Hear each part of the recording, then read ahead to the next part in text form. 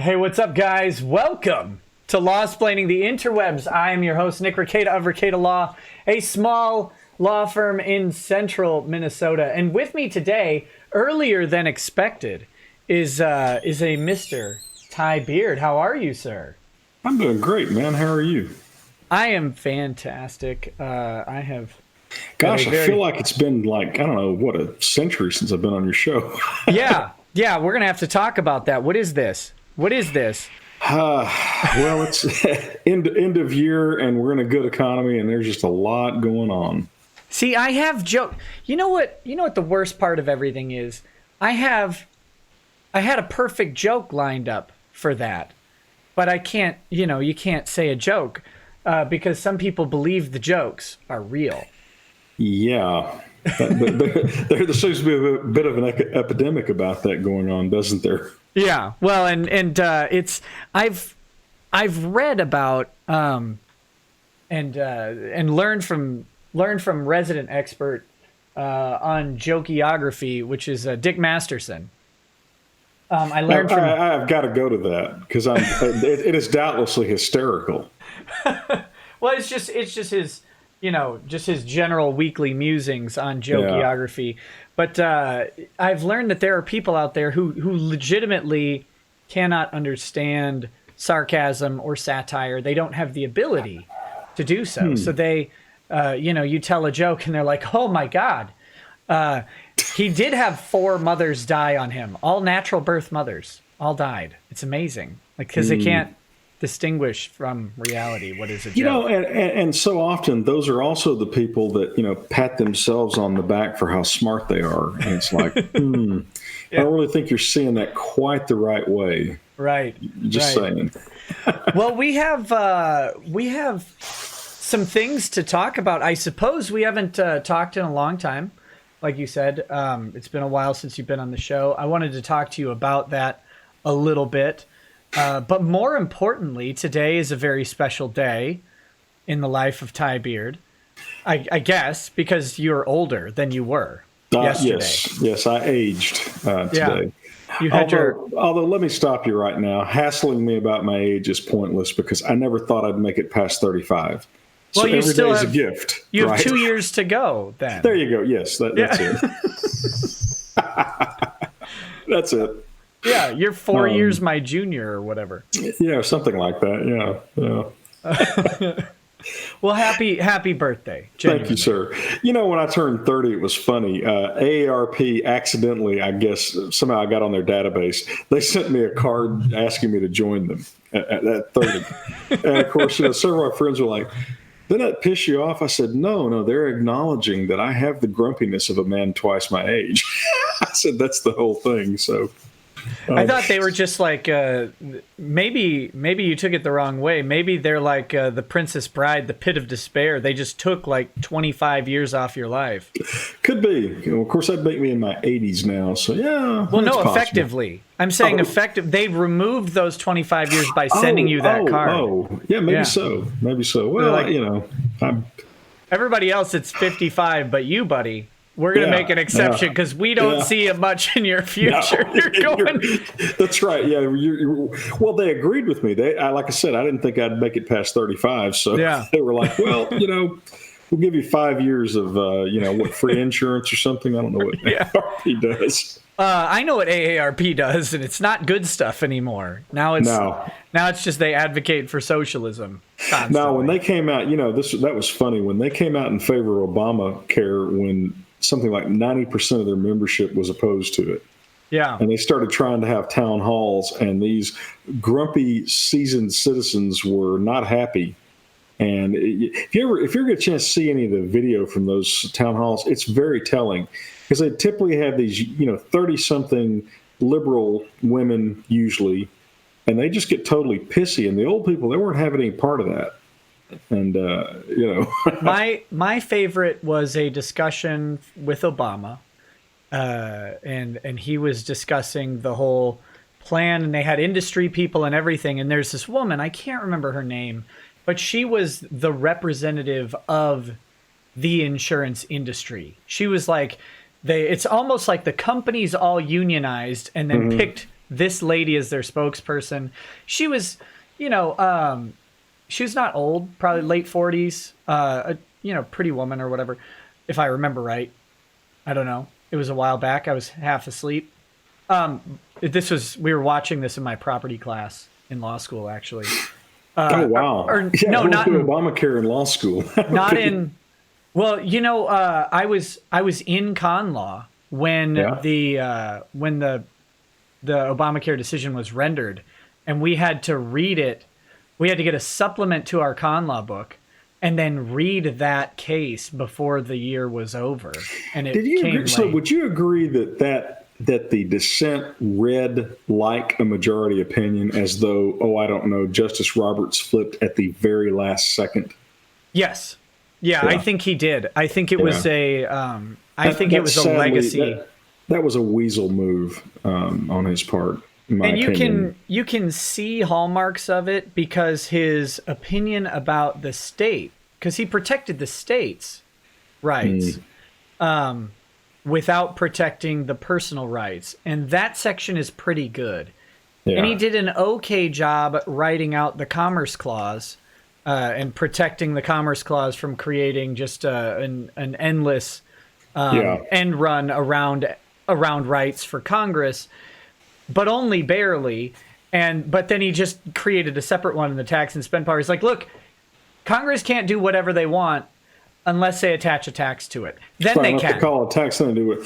Yeah, but you know what? That guy had to then walk into I don't know, wherever it is in the Supreme Court where they'll hang out, and had to face Scalia. Oh yeah, that would be like God's flashlight, wouldn't it? Right. Scalia thinks that you're going to join him, and they're going to, and you flip at the last moment, and you got to walk in and face him. Ugh. Yeah, it was. I'd have flipped back.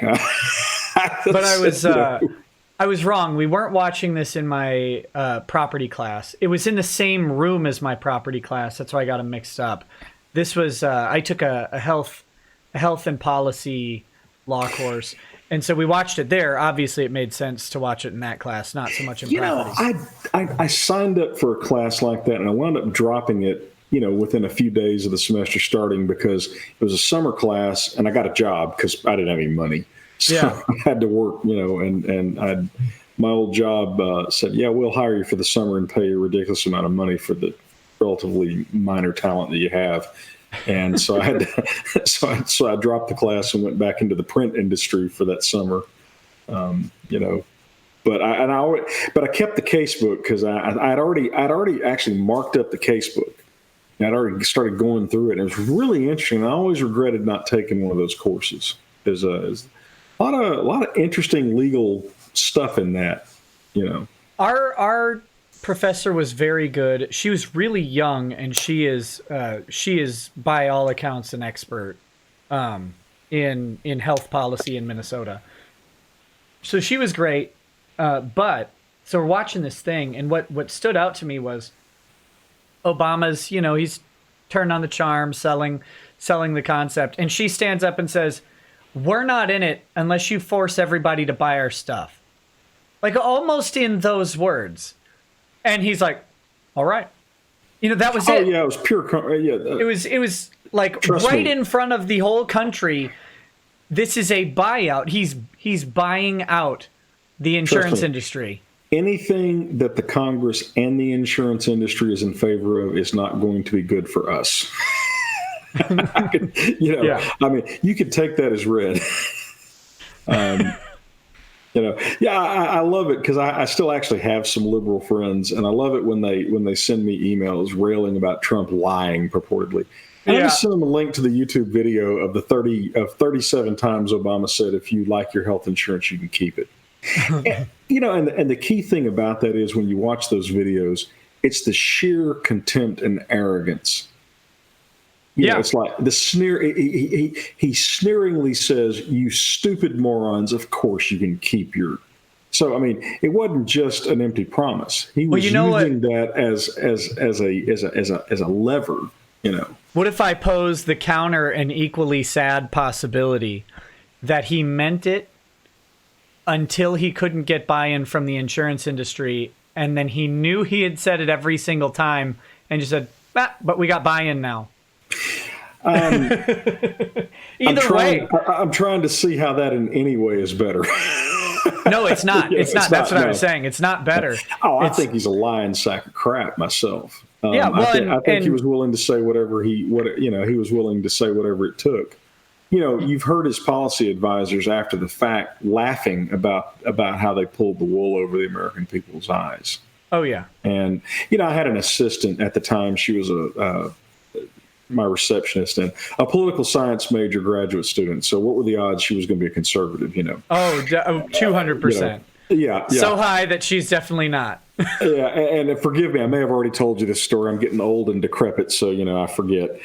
If I have told you the story, stop me, and I'll continue to tell you anyway, because I still think it's funny. But anyway, the day after Obamacare passed, I walked in and I said, hey, her name was Ashley. She's actually a very sharp young lady, a very good assistant.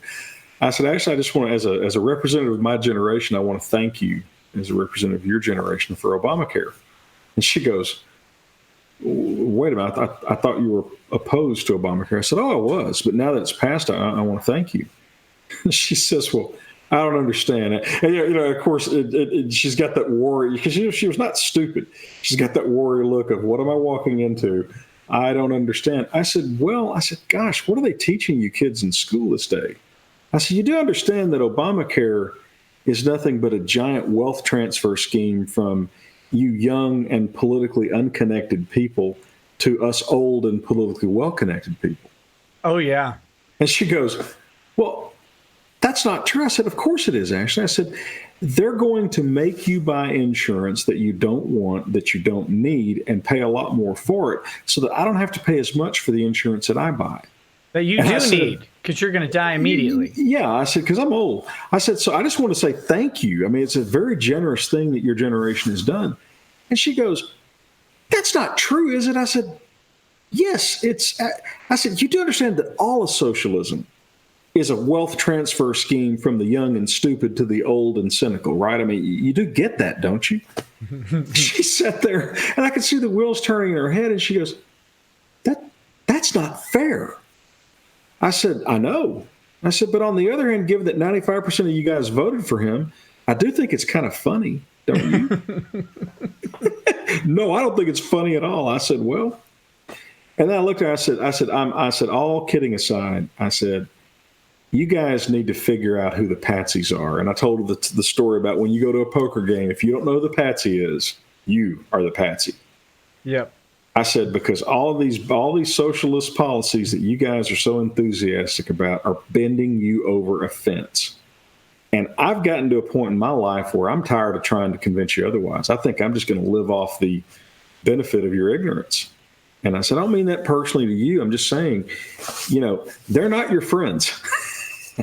and I'd like to say that she said, wow, Ty, that's brilliant. I never thought of that. I'll become a conservative now. But we all know what really happened. She went back to the university and told her idiot professors what I said, and they filled her head full of blue sky and bullshit, and that was the end of that. Yep. I cried. I've already cussed. Dang it, already. Yeah, well, that's $50 into the swear jar. Well, but now I have tried hard with limited success. I've tried to make the point to my wife and daughters that bullshit is not a cuss word. No, it shouldn't be. No, really, it's literally the perfect slang word, because even if you've never heard that word before, you know immediately what it means, and there is no other word that can replace that word. Right? I mean, it's there except for cockamamie. I'm kidding. Yeah, I think I stand by my point on that. I just think it's if you had to say this is the archetypal perfect slang word, bullshit would be it. For what it's worth, my wife and daughters do not agree. They consider it profanity. So yeah. I'll women, am I right? Flack. Yeah. Well. Oh, I wanted to show you something. Oh, cool. In honor of your birthday, I got Lady Rackets was at the liquor store, and I had her buy me a bottle of this. There you go, baby. But in honor of your birthday, I'm not going to drink this because that's horrifying. Oh. What have I done? What have I done to make you treat me this way? Ty, so guess what? So the client not only gave me the cool erector set thing, it gave me a big old bottle of Gentleman Jack. Ooh. Yeah. Ooh, that's good. Yeah. I'm going to introduce you at some point to this beautiful creation. Bowmore or Balmore or Bowmore? Balmore. Balmore. Okay. 15-year darkest. This is. There was a time when I really liked Scotch. I've kind of gotten out of the habit, but there was a time. This is a good one. This is a very good one. I think it's a bold statement on your part, and I think you're going to have to prove it to me. But I'm willing to have an open mind. Well, I'll be back down in Texas at some point. Of course, I have to come down to Texas, so I can exert control over you, so that I can force you to give me money out of my trust fund. Wait a minute. Did you not realize that you were being had and being forced to give me money?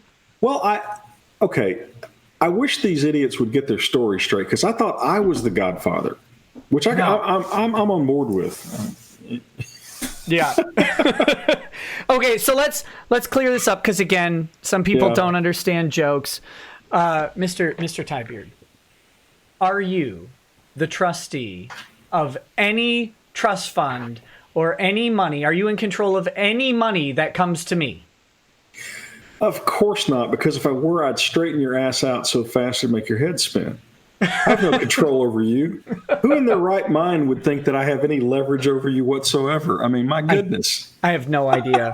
Yeah. Well, I do. People who can't read are one of them. And people several as dumb as a bucket of dirt, minerally deficient dirt. Yeah. And some of these people proclaim to be lawyers, but they do not seem to understand estate planning in the slightest. Not at all, really. The documents that they uncovered in no way indicate any such relationship. No. I mean, one doesn't exist, you weirdos. Well, yeah, there's that. There is that. But no, to make it crystal, of course, no, I'm not your trustee in any form or fashion. No. There is some vaguely bizarre sequence of events that could conceivably happen. I'm talking about a Holocaust that would wipe out 2 generations of your family above you, that for about 30 seconds could result in me theoretically being your trustee, but you would immediately replace me with yourself. So. Yeah, I would fire you in a heartbeat. Oh, yeah, well, anyone would. Yeah. Because I'm known to be quite the dictator. Oh my gosh! Absolutely, that's bizarre, and that's actually in the legal pleadings. I think in our case, where they're it's like, you people. I actually thought about playing coy, just to have them on, but it's really exhausting putting up with that kind of idiocy. Yeah. Plus, I think honestly, we run a very real risk of our IQ dropping. I mean, just from the radiation of their stupidity. Yeah, that's certainly possible. It's like, never mind. I don't know how to complete that. It's like that scene in Billy Madison. The one guy that says, at no point in this rambling. Thing you did, was there a coherent thought? Everyone in this room is dumber having heard it. I award you no points, and may God have mercy on your soul. At some point, I want to stand up in court and say, Your Honor, I move that the court award them no points and ask God to have mercy on their soul. But I just not sure that the reference would be appreciated. No, probably not. Not necessarily in the current case that we talk about. I'm just saying as a kind of a general thing. Right. But no. I see. At some future, some hypothetical. Future yeah. But no. I have no control over you whatsoever. You would think that would be obvious to anyone with the intelligence of a bucket of dirt, but there you go. Right. But we persist on. We persist on in the face of brilliant theories. But I'm okay with pointing and laughing at them, though. I mean, well, yeah. But I didn't bring you on here to talk about Vic's case because I know that. Well, can I ask a couple very, very basic questions? Because I've tried to pass on a little bit of info to people as as I've seen it, but it's better probably coming from you. Can you explain the new lawyers that are on the case? We've seen Mr. Ryan Sellers Yeah, and yeah. Mr. Martinez as well. Yeah, Martinez Sue. So Ann Lee Sue is a friend of mine. He was in a very contentious case on the other side and impressed the absolute hell out of me. Right. And so they practice in Tarrant County. So when this case started, the first thing I did was I asked Ann Lee to give me a kind of a rundown, a briefing on this judge and what he, know the ground. I mean, Ann Lee also assisted. He's very, very sharp. Both these guys all of them are sharp lawyers, very sharp. Ann Lee helped us in deposition prep. He's just a very, very intelligent kind of guy, very analytical. Mike Martinez is Ann Lee's partner. Mike is he's more of the litigator side of the thing. He's a very good litigator. He handled the hearing. But no, they're very good lawyers. They've become very good friends. I can tell that if they both went to Texas Tech, and Ryan Sellers is their associate, and he's sharp. He's real good.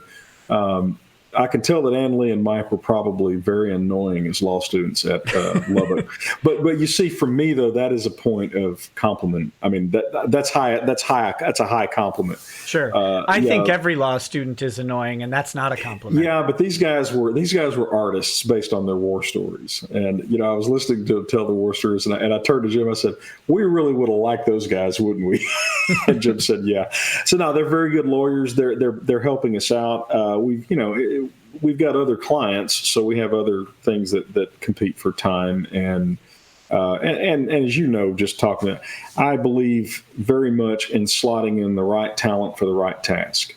Yep. And I've my whole career, every time I run into a really sharp lawyer that I respect and have a good experience with, I put him in my little mental file box, and I make sure that we know what his contact information is.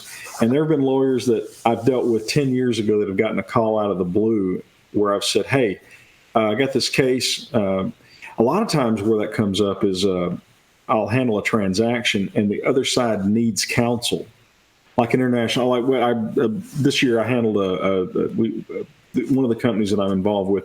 We bought a company out of the UK, and the company that we bought needed counsel in Texas. Sure. Well, I called an attorney that I dealt with 7 years ago, but it was a very intense experience. Calling up Bud Lewis and, "Hey man, you remember me?" He goes, "Oh yeah, hey Ty." I said, "These guys need counsel. Would you call them and see if they'll hire you?" And they did. So yeah, I'm a big believer in pulling in as many folks as possible. They're very good lawyers. I'm expecting good things out of them. As I said, Mike ran that hearing and he did it. He gives us. He's every bit as smooth and polished as Jim, but different and in an appropriately different way for the particular task. So yeah, but they're good. They're really good lawyers. I have nothing but praise for them. Well, good. Yeah, I wanted to clarify that. Some people are confused whenever there's a change of counsel in any way. The question is, well, is this new counsel? Is this additional counsel? Is the old counsel still on board? All of that stuff. And... Oh yeah, I ain't going nowhere. Anybody's got their hopes up that I'm going to suddenly disappear, don't bet the rent money on that. No, I'm still lead counsel on this. I'm still calling the shots, but they just give us some additional capabilities, and they're, like I said, they're just very good lawyers. Sure. And you just can't have enough of those kind of people. Yep. In my opinion. Exactly. So, so let's see. I'm trying to think if I had, like I said, I don't want to sit and dwell on the Vic case because I know you guys are all working on that, and it's kind of in the middle of some pretty contentious proceedings. Yes. So yes. That's fair. We'll let that go for now. Yeah. But I kind of wanted to get just an answer from you on who the new counsel is, and stuff like that. But there's all sorts of legal topics to talk about. I was really happy to hear that you'd be willing to come back on the show. I know you've been very busy. Yeah, I really have. I haven't been avoiding you, obviously.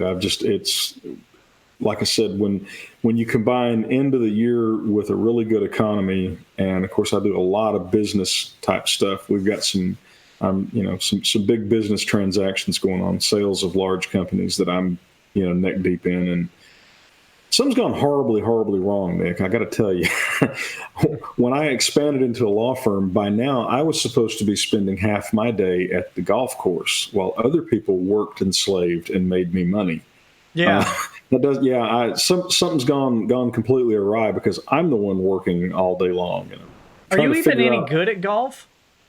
I play once a year, whether I need to or not. Oh, okay.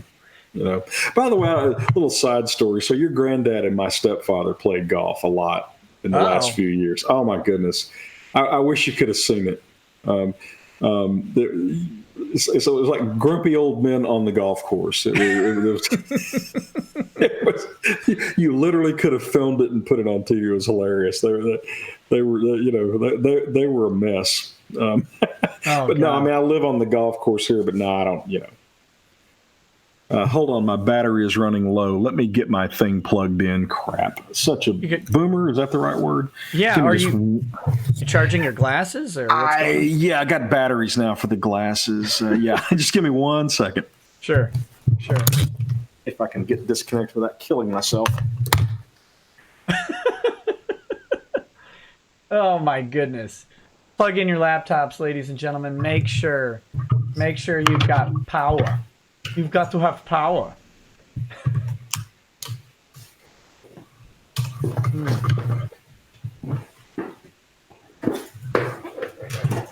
Yeah, whatever that is doesn't need to be plugged in. There we go. Okay, can I unravel this without... What have you done? Get some AirPods or something. Yeah, I told you there was no way this was going to go as smoothly as it was looking, didn't I? Yeah, well, I think I'm going to start a separate GoFundMe to get you some wireless headphones. That's my new next project. Hey, man, this is part of my personality, the bright orange headphones. I mean, well, somewhere there's that picture of me getting all snarled up with my reading glasses and the headphones. It was, Oh, it's horrifically embarrassing. I love it. Well... I don't get embarrassed, Nick. Yeah. I gave that up about 10 years ago, and it makes life is so much easier when you don't worry about stuff like that. It is a good thing to get rid of. Well, hey, I've got a bunch of chats, and I think a lot of them are directed at you, and so I'd like to go through those, and then maybe we could talk about some of the. I've teased a couple subjects that I do think we should maybe, when you have a little bit more time, we could prepare like a full show on stuff like asset protection, or we could prepare a show on mergers or acquisitions or something like that. But maybe we could just talk about some general stuff for the evening. Or I could ask you, I have a bunch of legal news stories we could talk about that I keep seeing. You're the host. I am at your disposal. Oh, I've got a really depressing one that's in your neighborhood. Not neighborhood, literally, but it's in Texas. So we could talk about that too. But yeah, the Texas legal system has not been covering itself in glory lately, has it? This is a good one. This is a good one. In my opinion, the Texas legal system. That's not the one you talked about last night about the baby. Oh no, I don't want to talk about that. That's a parent's worst nightmare. Okay.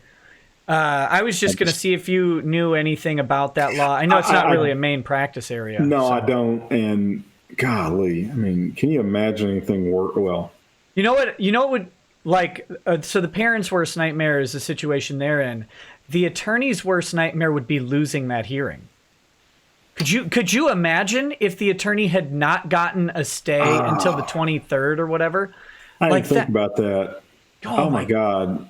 We sit here and we handle cases where money is at stake all the time.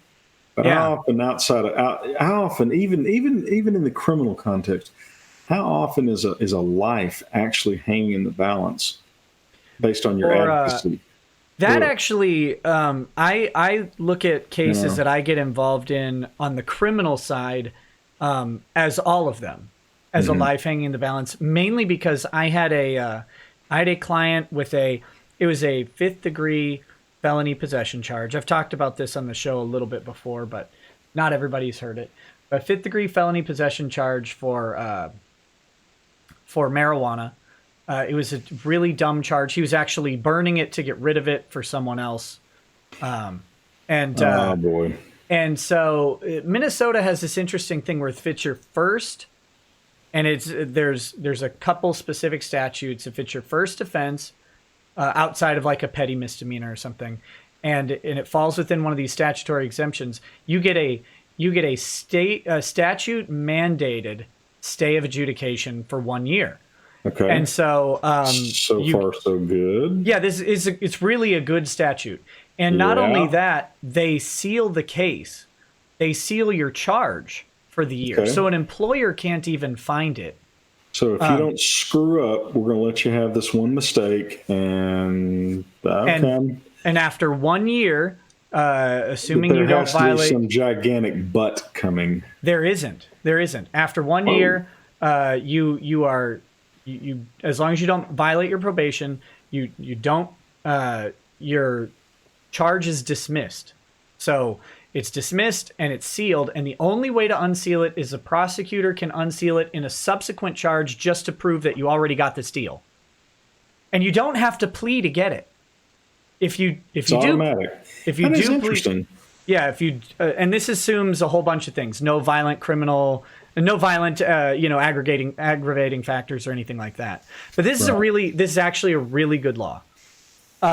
So I had this client in this situation.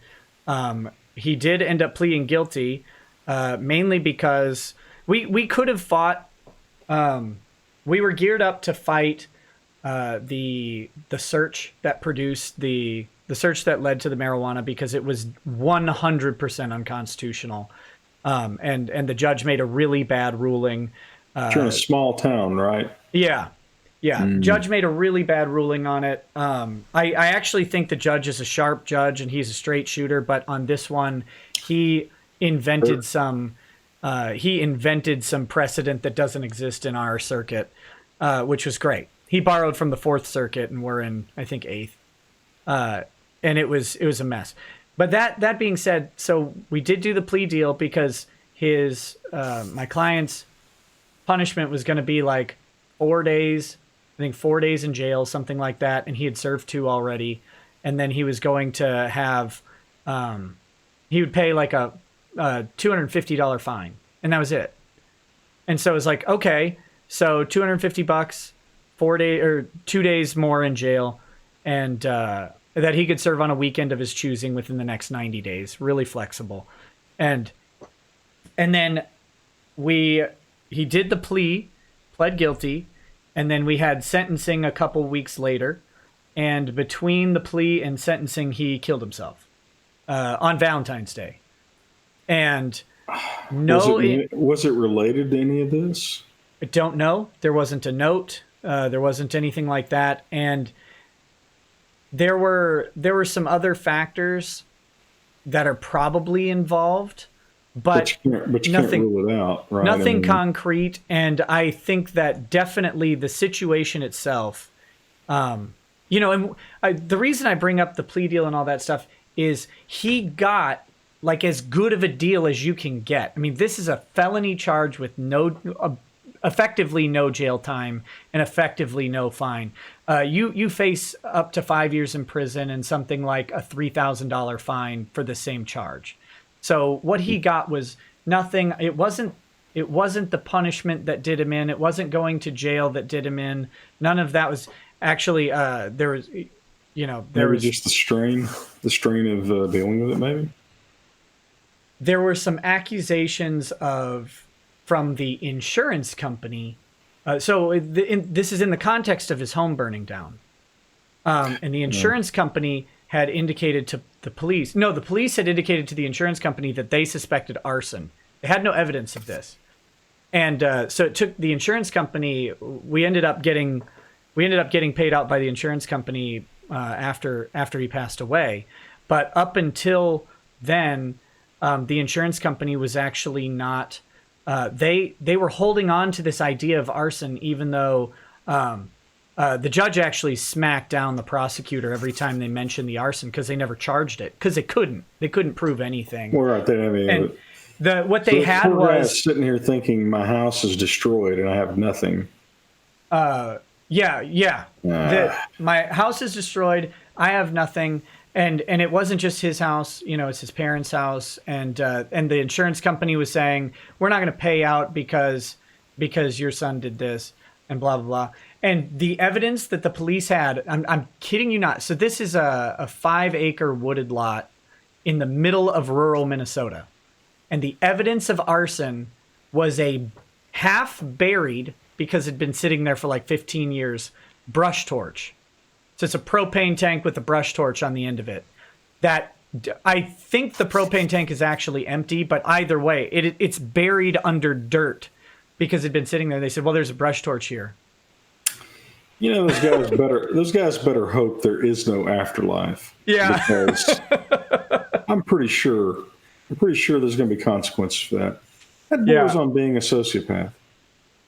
Yeah. I mean, to wreck somebody's life on that kind of a thin beef like that. Oh, God. Now, don't get me started on overcriminalization in our society. I'll wind up blowing a lot of my conservative bona fides right out the window. Well, the problem is the Law and Order sounds good as a platform, but the realities of Law and Order tend to be anything but Law and Order. Well, there's a humorous meme, and it cuts both ways. So but there's a humorous meme of a bunch of Antifa type protesters, struggling with the police. You got the Antifa people on one side, the police, lined up on the other. And above the Antifa police, it says, "Once more government." And above the police, it says, "More government." Yeah. When you empower the state to ruin people's lives like that, there is no way on earth you can guarantee it's only going to affect people on the other side of the political divide. I don't care which side you're on. Well, the thing everybody forgets about Law and Order is order. Order. We will have our order. We will have our order. Yes, there will be no debating the issues. Well, in New York City, there was that guy that was. I'm sorry, he was murdered by the NYPD for selling cigarettes illegally. Oh yeah, he was selling individual cigarettes for $1 a piece. Eric Garner. Yeah, and I'm sorry. That's ridiculous. Why? The problem is not. The problem is the creation of that law. That's exactly right. Once you say something, when you make something against the law, you have to be willing to back that up with deadly force if necessary. Mm-hmm. It's just, because see, back in the old days, back in those bad old days, law enforcement tended to be more sensible in general, although more arbitrary in many cases, right? If you were a disfavored class, you got the boom lowered on you. Okay? Oh yeah.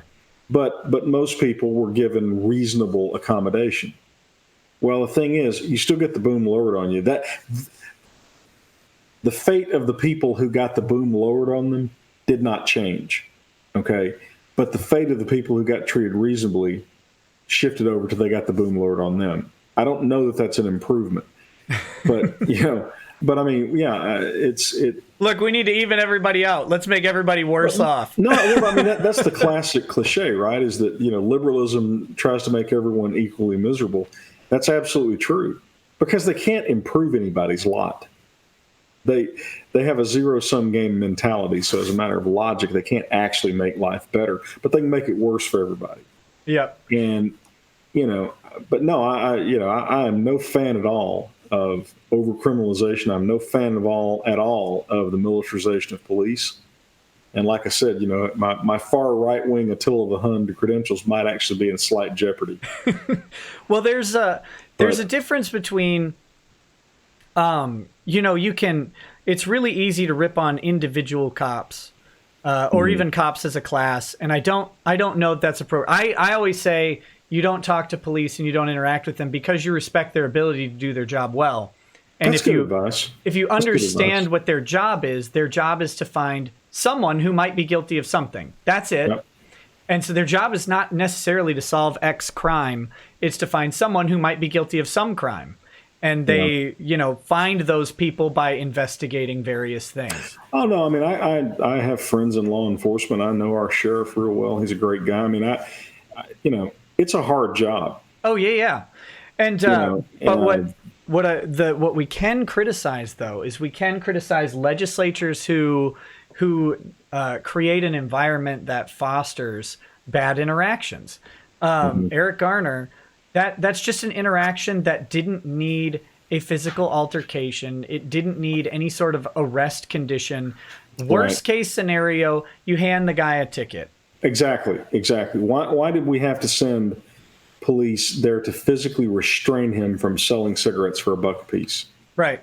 That's ridiculous. Did you see the video of the guy? I just did a really short video on this, but he was the guy on the transit station in California, and he almost got arrested for eating a sandwich because I heard something about that. It's illegal. Is that literally what happened? It's illegal to eat a sandwich on the train platform. It's an outdoor platform. They sell the sandwich inside the building. But once you go outside the building and onto the platform, you can't eat the sandwich or drink. So you can't have a coffee. Oh, my goodness. And so the cop was called up to find a drunk lady. He didn't find the drunk lady, but he sees this guy eating. I'm sure he sees probably several people having, food or drinks or whatever. But he grabs this guy, which if it's illegal, that's how it goes. Well, that's it. I mean, and of course, you also don't know what other incentives might have been at play. Does he have some quota of arrests? I mean, how do you actually evaluate whether a cop is doing his job? Yeah, that's a good question. But I mean, I'm just saying, people slag things like quotas. Well, okay, fine, but what do you suggest otherwise? Right. And gosh, if you incentivize the arrest of people, you're going to get more arrests of people. Well, then the cop's like holding his bag. He's like, "No, you're detained. You're not free to go. You can't leave." And the guy's like, "For what?" He's like, "You're eating." It's the most ridiculous thing. It's like, but yeah. And thank God they ended up just ticketing the guy. They ended up letting him go after a while. They took him into an interrogation room. I mean, he was detained. I assume they searched his bag and stuff like that. But there's a mentality out there, and I'm going to say it's prevalent among liberals, but I will certainly concede that it may very well be prevalent among conservatives too. I just don't see it quite as much. But this idea that all we have to do is just make stuff illegal, and that'll solve the problem. I was talking to a client. I'd probably be dead if I were eating on a platform in California because some cop comes up and tries to arrest me for eating a sandwich. We're having a bad day. Yeah. I too have my issues when it comes to knuckling under to authority like that. But I was talking. A client and I were kind of just musing over the whole gun control thing about this, and I was, with my interest in military history and stuff, I was explaining to him. I said, the idea that you could disarm the American population is it's even stupider than the crap about me being your trustee, right? Yeah. And that's really stupid. I mean, in the scale of stupid, that's really stupid. I said, because, the Iraqi insurgency had maybe 40 or 50,000 insurgents at most at any given time. And a couple 100,000 American troops could not keep that insurgency completely under control.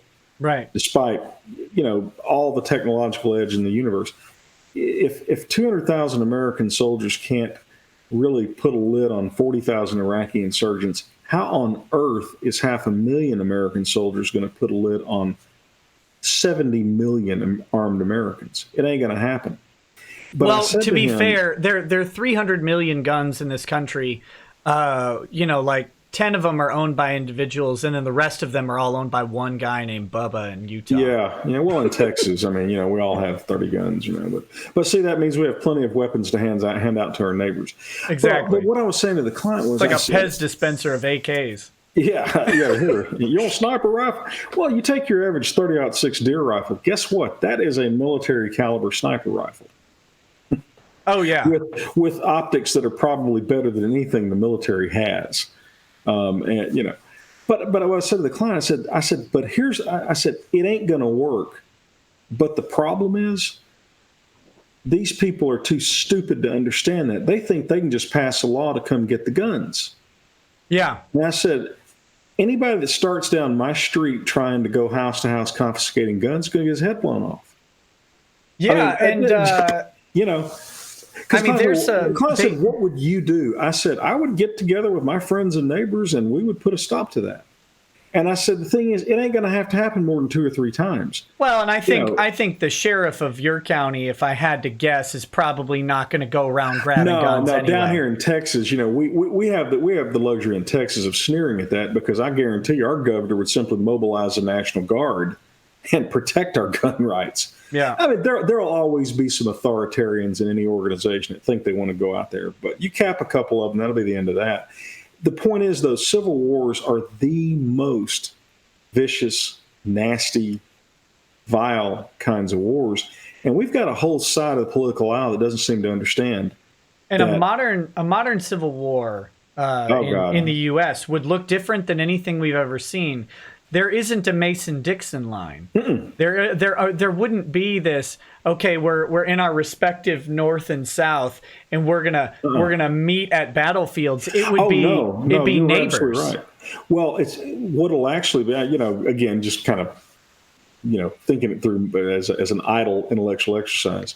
Tiberius calls for civil war. Yeah. For all I know, that video might get showed in the courtroom before this is over with. Oh, God. Whatever. But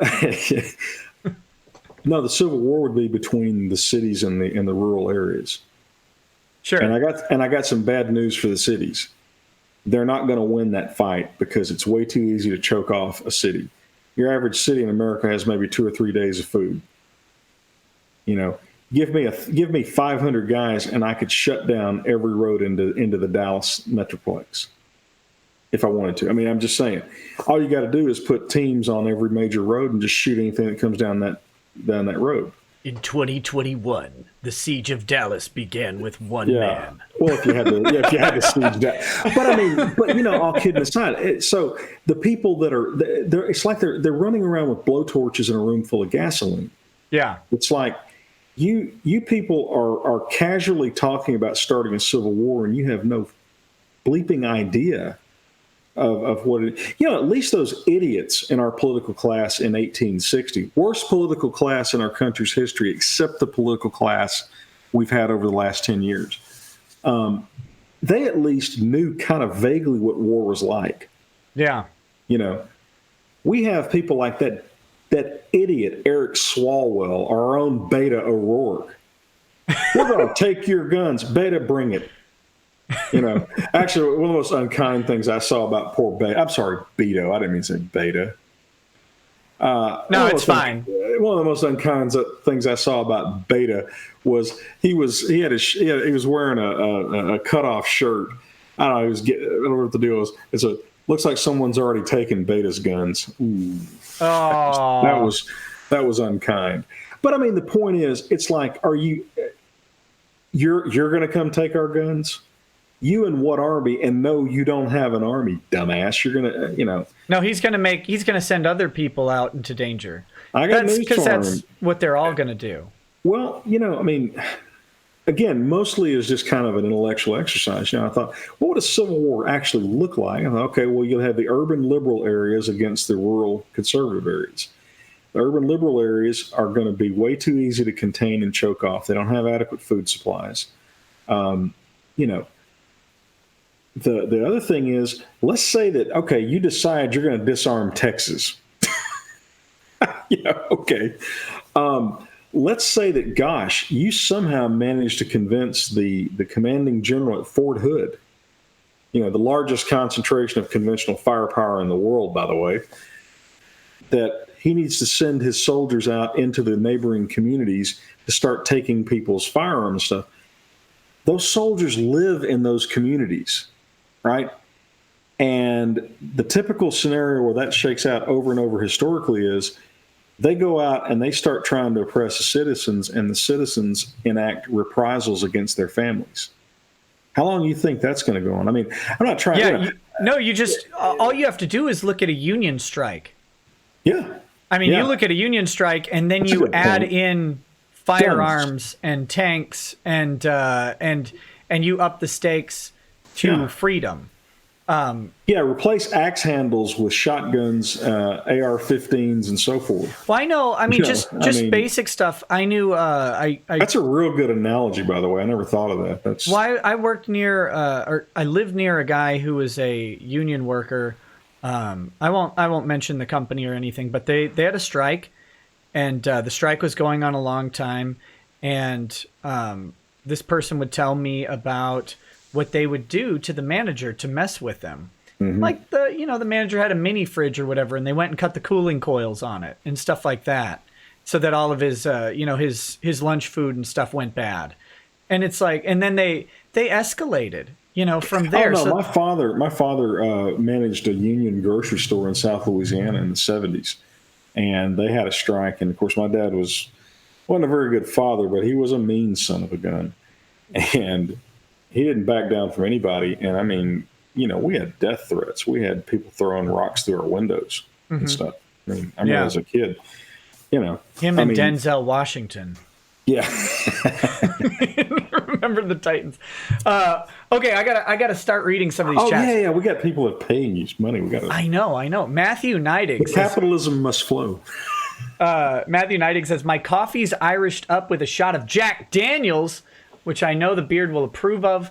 You better be sipping some yourself, Ty, so I can toast with you. Oh, no, not tonight. I actually have to be on the phone at 7 a.m. with some investment bankers tomorrow morning. So I'm saving the whiskey for right before that phone call. That's the spirit. Yeah. That's the spirit. Welcome to my glamorous life. He says, cheers to all your hard work, bud. And Epstein didn't kill himself. Nope, he did not. Diamondback DT says, bed now, so here's a Jackson to my favorite grifter, Chad, hero to the little guy who makes the 9-to-5 grind bearable. Question for Ty, what should someone do if they win the lottery? Do y'all accept Texas Ags as clients? Absolutely. Does he mean Aggies, like Texas A&M?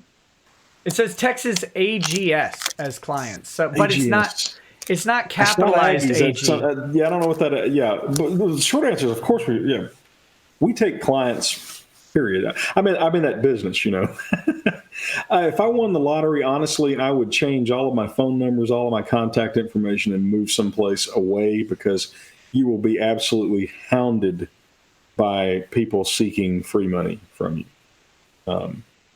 Just if it were me. Yeah, and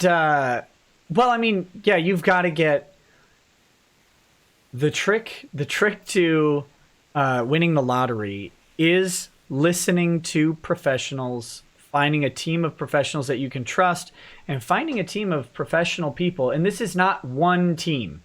When I say this, you're not going to go into your local bank and find a team. Yeah, and they're really like, "Oh, we'll handle your banking. I'll handle your investments. I'll handle your property deal." No, don't go to like a Wells Fargo to do that. You assemble a team of. You get good recommendations on an accountant. Your financial advisors should be people who handle really high net worth individuals, or some of the financial advisors I know, for example, represent sports players, sports stars, and when you've got this is the reason I bring up this analogy is you've got a new football player who signs a $15 million deal and gets this big upfront amount. You want someone who's seasoned in new money. You want someone who understands the temptations of someone who just got a huge amount to spend a whole bunch of it right up front and think that more is going to come in, because when you win the lottery, more is not coming. Your money can work for you, but more is not just going to come. It's not an necessarily. Income. Not. Well, Nick, that's an interesting observation, because I've had this conversation with I probably had it with you actually. A big part of being a professional is being able to persuade your clients as to the right path. And I picked the word persuade very carefully, because that's what you have to do. Right. You can't bully. not say a lot, many advisors do get off on bossing their clients around. Well, here's the thing. You're not going to keep good clients for very long if you do that. And so the population of people who are technically competent to advise you is this big. The population of people who are able to help you see the way you ought to go and make it something you're doing voluntarily is much smaller. And I would think that lottery winners and newly minted professional athletes, that requires a very deft touch, because you can bully them for a short period of time, but sooner or later some scumbag's going to come in and take them away from you, and say, "I'll just give you whatever you want." You got to, and so people get really wound up on the technical skill set that advisors need to have, and they do need to have those. I'm not disparaging that, but no, it's a people business, A guy says, "What if I use my lottery winnings to start a hobby shop and gift you with Macross Robotech model kits?" That's the correct answer. That's the correct. Yeah, my wife will hate you, but I think we can get past that. Brian Dewig. Oh yeah, that was it. Brian Dewig says, "Happy birthday, Ty." Thank you. Queen Nida says, "Person I work with quit, filed for unemployment but was denied. Person made a petition to have them come back to the company and to have me removed by lying about me harassing them at work. Worked with them twice. Any advice?" What state are you in would be the question. That's a foreign concept down in Texas because we're an at-will employment state. Yeah. That's highly state specific. The other thing is there are a lot of these things you need to get out in front of them with the right people, and that's someone you're going to have to figure out who the right person is. But if there's something going around, you go to the people in charge, say, "Look, this person is lying about me. They're lying about this with a specific intent to cause me damage. It'll cause you damage in the long run.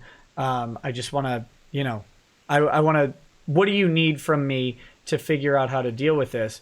That's one step. The other step is I hate to say find a competent lawyer in your state. I was back. But yeah, that's really consultation. Get a consultation from some lawyer that has some idea of what. And look, employment law is a specialty you're going to want to look for. Yeah, and we got too many lawyers. I guarantee you'll find somebody who'll talk to you for free. Yeah. But get some idea of what your options are. But I got some bad news. If it's at that point where they've already either terminated you or trying to get rid of you, you might want to consider whether or not your time would be better spent just finding a new job. Yep, that's a possibility too. Yeah, especially in this economy where unemployment is at record lows. I'm approaching it from the position of the company hasn't made a move here or there. Yeah. But it also depends on the level of specialization that your employment position takes. I mean, if you are a person who has, or if you're in an industry where your company is the only industry around that handles the type of work that you do, that's a different consideration than if your skills are transferable to everywhere else in the area. Ironically, these comments would apply to a certain lawsuit that I'm involved with that we've discussed. Yeah. Once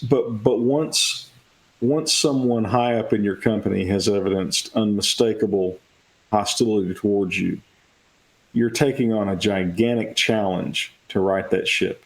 Because even if you can somehow legally force the company to either not fire you or take you back, you now got somebody gunning for you. And my only point is that, at least run the traps in your mind. Would a better use of my time be just go find another job someplace else? If the answer is no, well, then you fight. I mean, I understand that, but I'm just saying that that's a tough place to be in. Yep, and it's really, really going to depend on where you are in that process. If your employer hasn't made a move against you or hasn't indicated motive against you, then simply get them on your side. Yeah, just go listen. I agree with you on that. If that's the case, you go to whoever the key person is. It might be the head of HR. It might be your boss, whatever. And you say, "Look, it's come to my attention. This person's saying this thing. That ain't true. and you clinically lay it out. I'd avoid personal attacks on the other person. Just lay out the facts and say, this is not true, and here's why.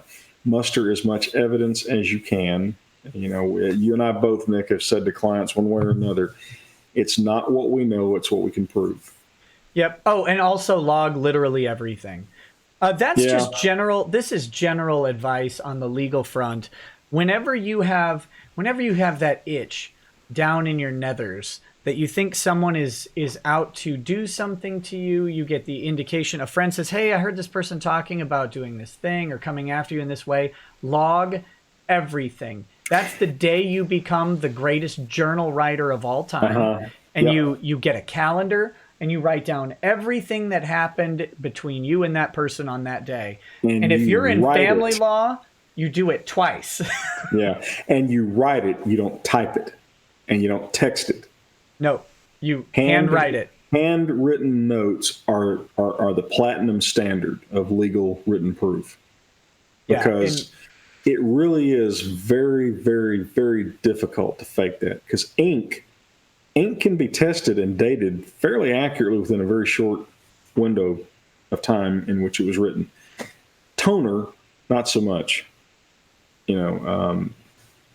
But especially if you're in a custody fight, if you're in a divorce type situation, any sort of a domestic situation, you buy a daily planner, 365 pages, and you write down what happened every day, even if it was nothing, and then you bring that to court, and I guarantee you the other side won't.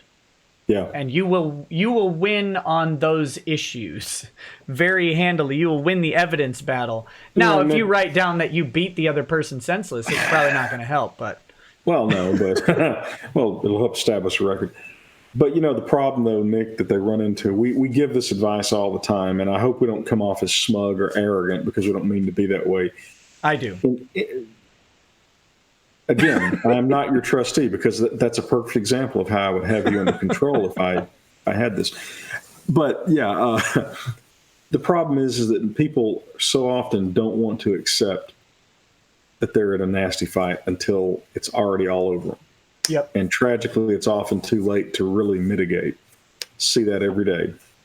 But so good luck. I hope you find a way to prevail in this. Next is Sakaki Onsai. Says, happy birthday, Perseus Beardicus Maximus. Thank you. Thank you for all you've been doing, and I hope the Kiwi farms get some gonads and stop being slags on you. Well, hey, my 15 minutes was fun. What are you going to do? Your music... easy come, easy go. Your music gift today is 500 Miles, I'm Gonna Be by the Proclaimers. What a glorious song that is, by the way. We were going to do a lip dub of that at the office, and then I found out, it's one of those, crap. I found out that David Tennant, Doctor Who, they did like an epic lip dub of that. I was going, okay, well, we're not going to do that anymore. Yeah. Then I wanted to do Africa, and some oil exploration ship off the coast of Africa did the greatest lip dub in history. I told Brianna, I said, okay, see if there's anything on lawyers, guns, and money, and she ain't gotten back with me. Don't they literally curse the rains down in Africa? Well, as long as Kilimanjaro rises like Olympus above the Serengeti. Oh, my goodness. I can't, Yeah, we'll see. Daniel, I used to sing Africa to the girls when they were little, so it's a favorite song around these parts. Daniel Flores says, "Hey Nick, not sure if you remember, but a few months back I super chatted saying I wasn't selected for Marine Corps OCS. Well, several months of training and applying again, I've finally been selected. Reporting January 4th, 2020. Hell yeah, Daniel! Oh, go buy yourself a box of crayons and start eating to celebrate, buddy." Listen, man, I tell you what, to be able for the rest of your life to say I was a Marine Corps officer, that's just utterly badass. I got a good friend right now. He's an investor in a company that I'm involved with, and I hate him in some respects because he looks like Denzel Washington. You got to hate a guy like that. But he's a former Marine officer. Well, I'm sorry. Well, don't say former Marine. Good God, they get real pissy about that. But because if you can be a Marine officer, you have earned that. They don't give that out. That's not, you don't get that because of how rich you are or you're the right race, color, whatever. You get it because you earn it. So good for you, man. Very good. Seriously, congrats. Yeah. The couple Marines that I do know, and yes, I'm racist like that. I keep count. They all are very good dudes, upstanding individuals, and also can do more pull-ups than anybody else. Speaking of Marines, one of my favorite memories. I as you know, Nick, I lost a very good friend over the weekend. Yeah. And he will be missed. I've known him for 37 years. He was a Navy corpsman, served with the Marines in Vietnam, wounded in the Battle of Hue, just an all-around great guy. Came back, became a top caliber school teacher and so forth. But over the years, especially when the war in the Middle East was really going hot and heavy, he and I used to go to breakfast every Saturday. I mean, just every single Saturday. And he had a cap that he wore that said Navy Corpsman on it. And I can't tell you how many times some young Marine would walk up and go, "Semper Fi, Doc," And that's just one of my favorite memories now, but anyway. Yeah. Oh, by the way, Nick, real quick, I got to say a thank you to somebody. Oh, yeah. Yeah. So one of my tweet friends, that causes my daughters to actually cringe physically when I call them my tweet friends.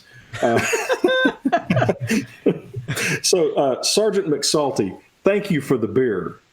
When I answered your tweet, I thought maybe you were going to come tomorrow. I didn't know you were going to come today, and I had left the office. But a very gracious gentleman apparently came by the office and left me some brewski. Very high. Well, he asked me what kind of beer I drank. Nick, you'll have to cover your ears because you know what's coming. They're covered by headphones. Yeah. Coors, Michelob, or Budweiser. That's just a great face. I need to snap that for real. Anyway, but thank you, man. I really do appreciate it. I'm sorry I wasn't there. If I'd known you were going to come out today, I'd have figured out a way to be there. But anyway, but thanks a bunch. Well, at least the good news is he could buy you a 24-pack of each of those and still have money left over for good whiskey. Oh, now you see, that's just unduly harsh. It's funny. You young whippersnappers don't know how the world worked in the 70s and the late 60s, but in the really old days when dinosaurs roamed the earth, it was very common for parents to let kids have sips of their beer. No! I'm a child of the 80s. I understand that just fine. I don't remember doing it in the 80s, but okay, your story. I'll stay with you on that. But so as a result, I mean, my parents, they were classic first generation entrepreneurs, and so when I was little, they didn't have any money. They were working people poor people trying to make a living. And so they drank, low end beer. And so as a kid, when I get a sip of their beer, that's what I got a taste for. I don't actually like the high end beer, mainly because it's hoppy. I don't like that kind of gacky taste. I was I remember being the beer fetcher on poker night. So I learned how to tap the keg and to pour. I do have your permission to harass your parents about this, don't I? Oh yeah. You can. Well, you are my dad, but you can bother my dad about it. At some point, it's going to have to do that. So in the spirit of your beer taste, Lady Rackets actually bought, against all advice, this bottle of Johnny Walker Song of Fire Game of Thrones whiskey. And she asked me it's got a screw top tie. And she asked me to taste test it. Oh, it's tough being you, Nick. Sometimes, you got to take one for the team. This is going to be... What's it called again? What was it? It's Johnny Walker Song of Fire. Now, Johnny Walker. Seriously? The Johnny Walker White Walker, which was the other Game of Thrones whiskey, it holds the crown as the worst whiskey I have ever drank. How is Johnny Walker Blue label? Is it overpriced? Yeah, well, I've got a number. Over the years, I get that as gifts a fair amount. Clients think I like Scotch more than I really do, but it's it's a $230 bottle, and it tastes like maybe like a $90 bottle. It's not a bad Scotch. It's just overpriced. Okay. If I were going to spend $230 on a bottle of whiskey, I would buy something very different. Is all I'm saying. And if I was going to buy Johnny Walker, I'm just going to buy Johnny Black anyway, because you're spending like $40 for a whiskey that tastes almost as good as the Johnny Blue anyway. Yeah, it's just a real popular thing. What do you think? There's not much smell to it. Got a little smoke to it, which is promising. What kind of nose does it have? Not much of one. Unlike me, it's got a little bit. There's a little bit of smokiness on the nose, but there's not much else, which is really weird. There's not even a lot of liquor smell. And the world holds its breath in anticipation. Oh, that's not a good sign. Okay. Okay, now your wife gave it to you, so keep that in mind. Oh no, she asked me to taste test it. It wasn't I know, really. But your wife gave it to you. No, it's not. It's not good. It says subtle red fruit, a hint of spice, and a sweet smoke. I got none of that. The only smoke I got was on the smell. I got nothing in the mouth or even in breathing afterwards of smoke at all. So that low effort on the smoke. And you're supposed to drink this at room temperature. It says it on the bottle that you're supposed to drink it at room temperature. That is not helping it at all. Is it actually a different blend, or is it just Johnny Walker repackaged with the cool, It says a unique blend, but I mean, you buying that? What does that mean? It's certainly unique from Johnny Black, which is actually smoky. Okay. If you're gonna buy Johnny Walker, Johnny Black is the dollar for taste the best bottle that I've ever had from them. It doesn't have a nose; it has a smell. Yeah. It's just not my favorite thing. Well, you did it, so others don't have to. You're a giver. Yes, I am. Okay, next, Samuel Montana says, Anime Con time in Portland, Oregon. Take care, everyone. Hey, have fun at the anime convention. Yeah. Buddy. Ryan Mercado says, happy birthday, Ty. Also, Nick, being late and gay, unbelievable. If you don't give me my share of the GoFundMe, Nikki, I'm going to sell you to the feds. Time's ticking. Being most unfortunate, what might happen to your trust if I want you to create a GoFundMe and. By the way, that was hilarious. I have to say, I belatedly watched or listened to your show today, and Well, and those of your audience who are Godfather fans should appreciate the artistry. It really was, it's been too many. Although there was a peculiar lisp in your imitation that it seemed as a little bit. If your imitation is spot on, it's too good that makes it not good. It's the uncanny valley problem. It's the little things you do to characterize the imitation in its own way that make it. Well done, anyway. I thought it was funny. Thank you. Eric Stein says, Ty, happy birthday. Sorry I missed you at Matsuri. Yeah. That was fun, by the way. Never been to an anime convention before. That's not true. I'd gone to Kamehacon, but Anime Matsuri was a blast. It's a different sort of animal from the other ones. It's big, too. You should try and take the missus to HawaiiCon next year, because it is vastly different than anything you would expect. It is tiny. It is personal with the guests. I think you would get along very well with basically the entire guest list if I had to suspect. I would think so. If I had to match personalities, and you're in freaking Hawaii. I am the soul of civility. I'm easy to get along with. No. That's what I mean. If people will just agree with me, I mean, that's what the problem is. I think you'll find good company. That's what I'm saying. I got to get to Hawaii at some point. I've never been to Pearl Harbor, and that is a scandal. That's terrible of you. I sure would hate to get to the pearly gates and have to face judgment. Wait, you never went to the Arizona, really? Yeah. No.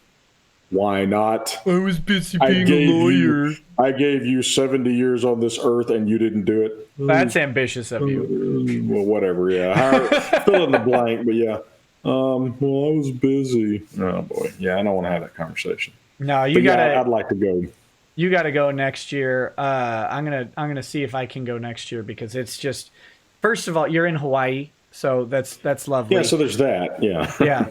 But the convention itself is just a whole different feel. It's much more relaxed and personal. You spend time with the guests, not just go up to the table and meet them. Yeah. And Well, that's a thing in some convention things is, they'll limit the number of guests to keep the, to allow that kind of experience. I know there are several science fiction conventions that do that. And several game conventions. Well, this one is naturally limited by it being, 3,000 miles from the rest of the country. And while fuel prices are low now, and I imagine the price of the ticket is still, somewhat prohibitively expensive. No, it's expensive to fly especially out, if you have to fly a whole family, right? Yeah. If one person goes somewhere, that's not that. Almost anywhere you can probably swing that. But when you got to fly, 4 people, it gets. That's why it's just you and the missus who go. Yes. Yeah. Your kids are old enough to take care of themselves for a little bit. Yeah, well. Yeah, but the thing about daughters is, man, they can heap the guilt on you. Look, they can buy their own tickets. Nuns, yeah, right. They have jobs. Yeah. Trust me, nuns at Catholic schools ain't got nothing on daughters when it comes to making you feel guilty. I'm just saying. Telling me your daughters aren't paid enough? I know a Minnesota lawyer who might help them. You're not helping me. You're not helping me at all, Nick. I will help them rally and organize. No, I don't mean that at all. No. Just remember, you got more kids than I do, so my retaliatory strike will carry. Okay, so they had more, but had to work. Just to get my new CDL and got a new job driving over the road. Good for you, man. Nick, I was going to give you this yesterday, but your joke was bad and you took it too far. Have fun listening from the road. Which joke? Which joke? That yesterday was all jokes. Oh no! I was telling I got a cousin that's a driver, and I said what they ought to do. They ought to have some kind of like reserve truck driving program where maybe once a month you get to go out on the road and try it out somehow. Because there have been times where I have seen those trucks and I've gone, that looks like a good way to make a living right now. There is one. There is a way in Minnesota. It's called beet harvest season. Okay. And you go talk to a farmer and they will have you drive a semi, several nights a week just for the harvest season and pay you a pretty good hourly wage, but it's a very short season. You get the whole drive, for days at a time kind of experience. And that to me is the whole trucking. It's an 8 to 10 hour shift, but it's not the same because you're not on a highway driving, just going and going. You're driving into a field. You're going along with a harvester that's dumping beets in, they're a magnificent operation. I will rip on beet farmers till I'm dead. But when you watch it go, you're like, oh my God, this is magical. And then what they do, this is the coolest part, is there are these piles of beets, right, that are 200 yards long. And you're like, that's billions. Only in America. It's billions of beets. Billions and billions of beets. And it's like when I say the piles, we're talking there's one, section of land and it's row of like 20 feet to 30 feet high mounds of beets that are hundreds of yards long. And you just think how many beets that is. Well, you know what I think, don't you? When you say beets. Bears, beets, Battlestar Galactica? Yep. Dwight Schrute. Yep, sorry. Yep. But watching it, I've ridden along with a friend who was driving the beet truck, and it was like, this is an amazing operation. It's huge in scale, and you don't think about how, these farmers who lease out thousands of acres to do this, like just how massive it is, and they have to They have to have people at the, at the receiving land space. They have to have drivers. They have to have combine harvester drivers. They have to have people, tallying weight. And you go in and your truck weighs like 26,000 pounds when you leave. And then you show up with your load of beets. It's like 78,000 pounds. Wow. And you think about just how much of stupid vegetable that is. And you're like, farming is it's not what people cool. think anymore. No, yeah. I represent a lot of manufacturing companies. That just happens to be the business areas where, I've kind of wound up in. Manufacturing is cool. Distribution is cool. Normal people, and I count myself in this too, before I became a lawyer and started really working for businesses and stuff, I never really gave much thought to how all this stuff gets here, how it gets made, all that kind of stuff. And it's amazing. Even something as simple. I had a client that sold his company, and we almost bought a little salsa company. And when I say little, I mean little. Like their production room was no bigger than my living room. But they had an assembly line that started out at one end where you dump the ingredients in, and all the way rolled around, you wound up with jars that were sealed, labeled, and everything. Yeah. And mass production, manufacturing, all kinds of stuff. That's just cool. Of course, I was always a nerd. Dirty Jobs, I'm a huge nerd on that. How it's made. I loved How It's Made. I watched How It's Made with a Corvette. But would you like awesome. to know where those kind of shows got started? I don't think you'll be able to guess this. Maybe not. What would you speculate would be the earliest examples of that kind of stuff being shown regularly? Well, World War II propaganda is where I would guess. No, mass media. Mass media here. I mean, sure, I have no idea. Mr. Rogers' Neighborhood. Especially in Mr. Rogers' Neighborhood, in most episodes, he always would have a film segment where he'd show something being made. Sure. How chairs are made, or how construction paper is created, how candy is made. I mean, it's literally a 5-minute version of Dirty Jobs. Until he got to how cotton was made, and then his show got canceled. Yeah. Well, no. See, I believe that cotton is actually an alien substance. I never have understood cotton. I'm very content to take advantage of it, but fluffy ball that's crazy. I was so I need to clarify something for the chat. When I say beets, I mean sugar beets. These are not beets that you like that Australian weirdos will slice up and put on a burger or something. These are beets that get converted into the sugar that, little sugar packets or whatever that you buy.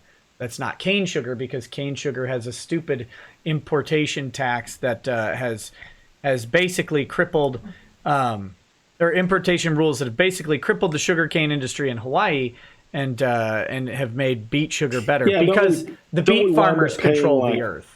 Don't we wind up paying like 4 or 5 times what we should pay for cane sugar? Sugarcane is the fastest growing grass on the planet.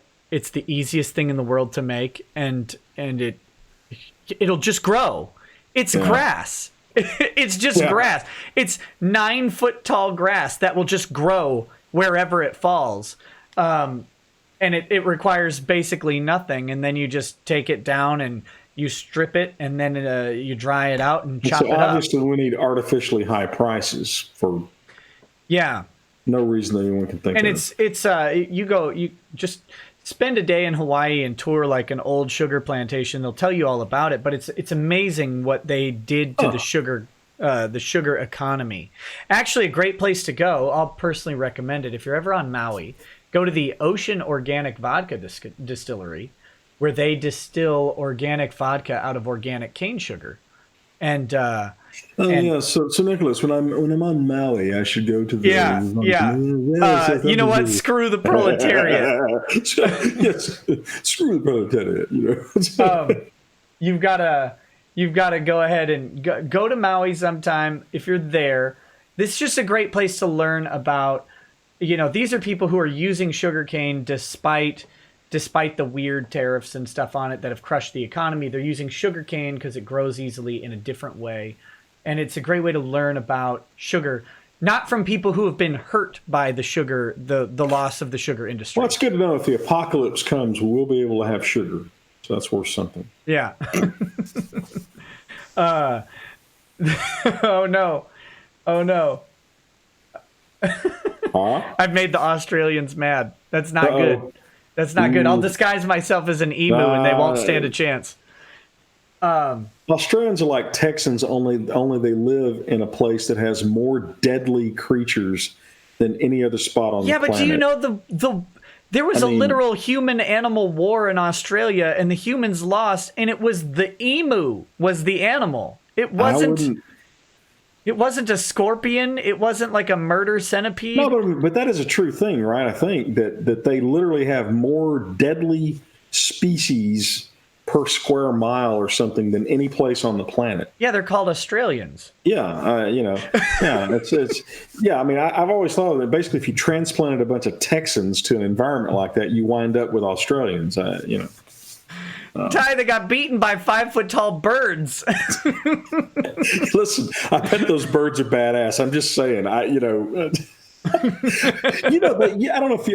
know if you knew this, but there was a craze down here about 20 years ago where emus were going to be the next big thing for burgers and stuff. Oh yeah, and the ostrich and emu farms are crazy in Texas. And boy, the bubble burst. And I mean, literally, you would be driving down the road, you see these damn things walking down the road because people just let them out. I mean, because they couldn't afford to feed them or anything. So yeah, they forgot that a steer weighs like 1,000 pounds, and that an emu weighs like 260.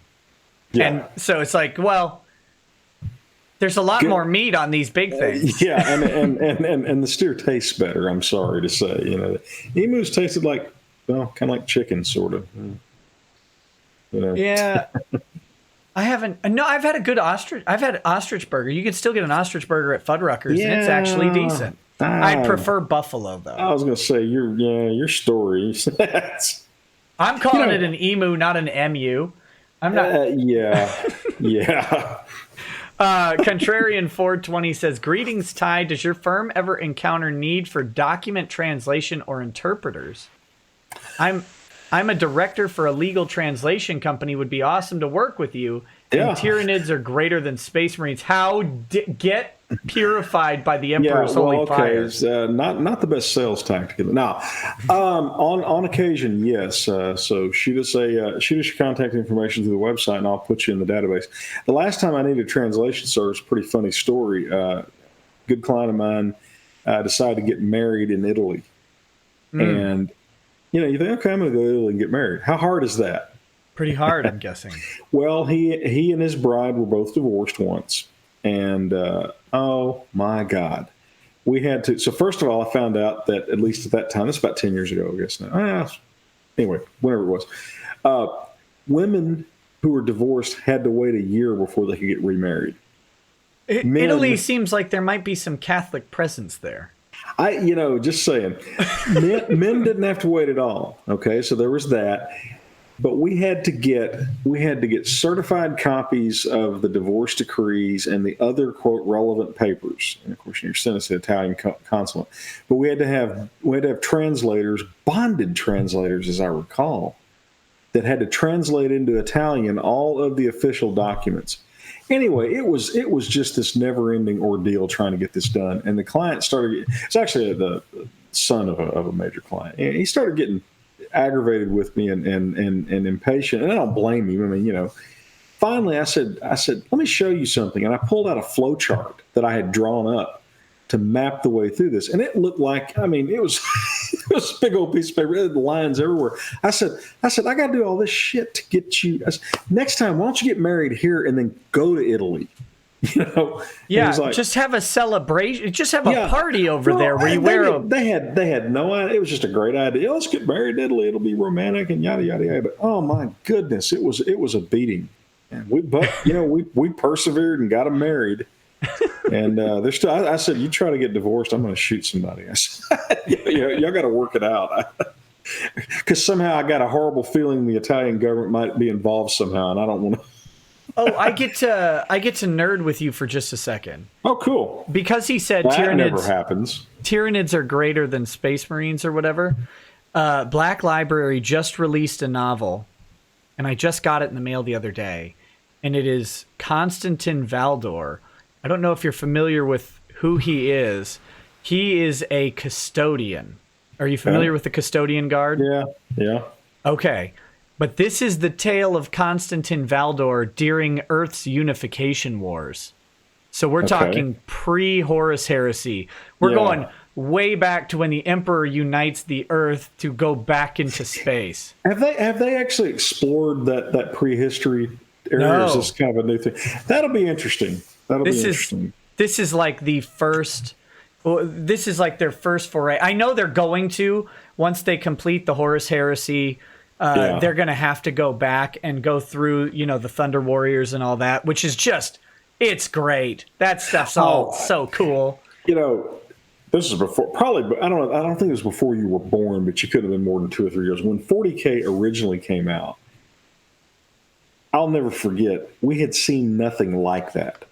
Yeah. I mean, it was, when I bought that book, and I was like, what in the heck am I looking at? This is like, and it just went on and on and on. And the basics of their universe, you can still see almost all the major elements of their,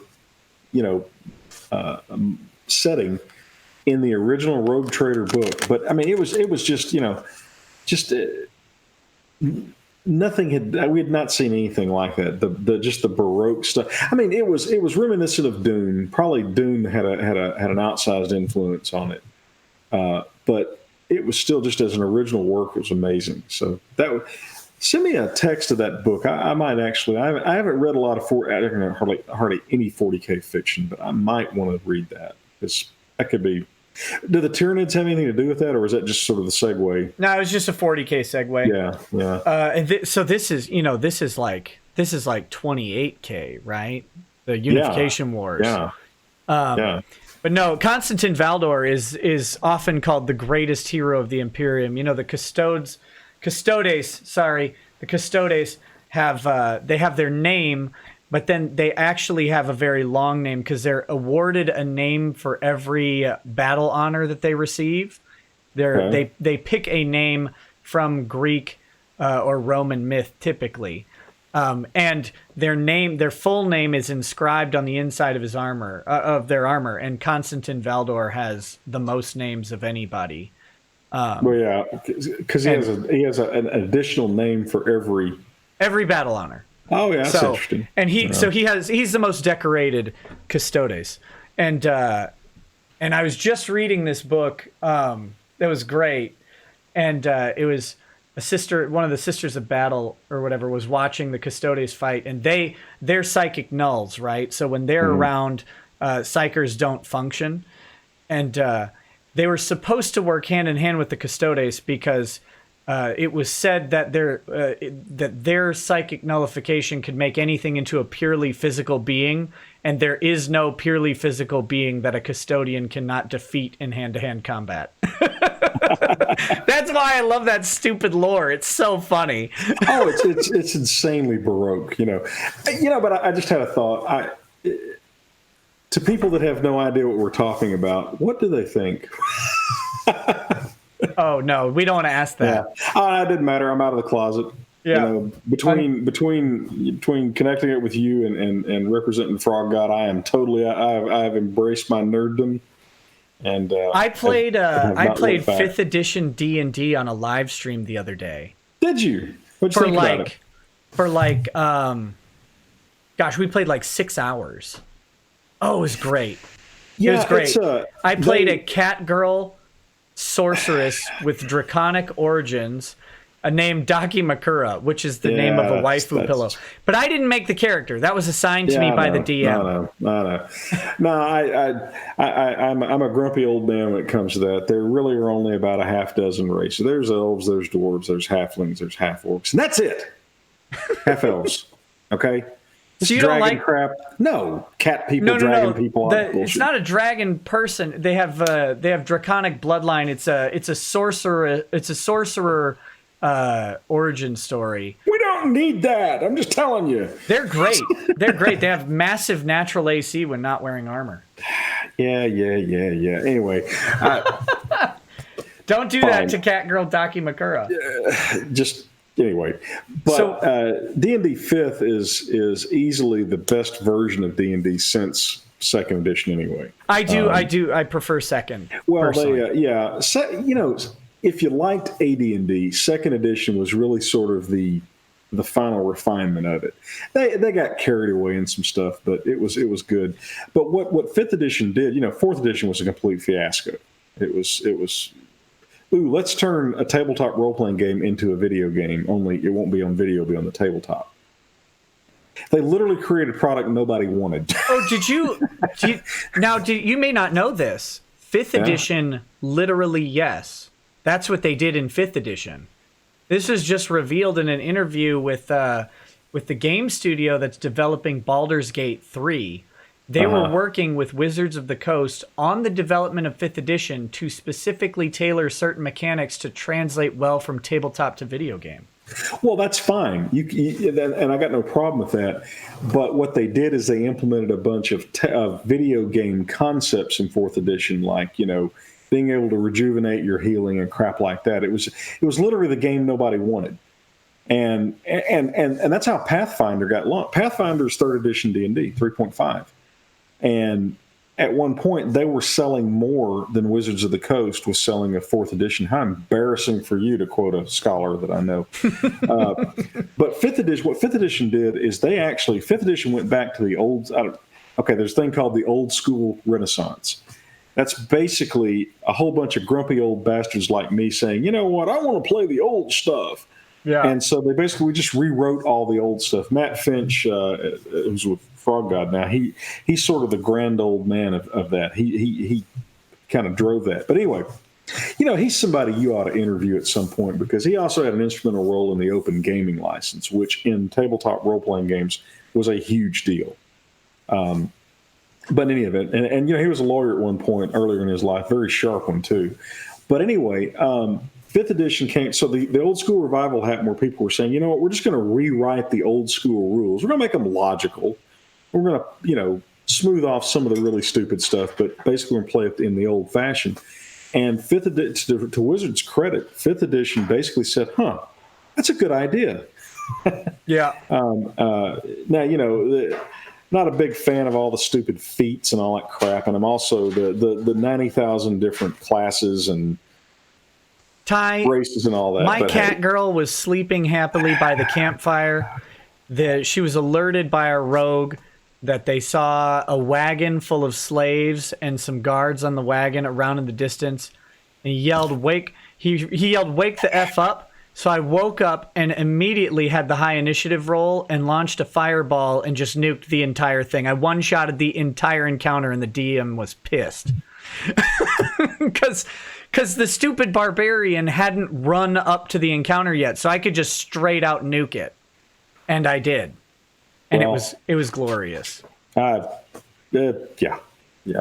One of these days you'll have to get me to tell the story of my gay paladin that I ran in the early 80s when that was most politically incorrect. It was Asia. Actually, he wasn't gay. He was flamboyantly effeminate. But he wasn't gay. He was flamboyantly homosexual. Yeah, but he was a badass. Oh man, he was one of those 1 in 1,000 characters. And he was rolled straight, where you roll 18. Holy crap, that's great. 17. No kidding. And it was one of those things. The DM wasn't sitting there looking at me. There's no way he'd have believed it. So he was a total badass. But what it was, we had a guy in our group that was somewhat of a religious fundamentalist, and you may find this hard to believe, but there was a time in my life where I was somewhat antagonistic to people that I disagreed with. No, really, it's true. So I created this paladin for strictly to tick him off, and then I kind of enjoyed the character. But somewhere I had read that if you made an alloy out of gold and copper, it would be purple. Oh no! Yeah. So Asher just saves his money and winds up with this bright purple armor. And then I enjoyed him so much, he actually became a recurring NPC in my campaigns as time went on. And if I ran something now and he showed up, I'd be sitting there going, okay, what's the story on him? Is he acceptable now? Is he stereotypical and therefore offensive?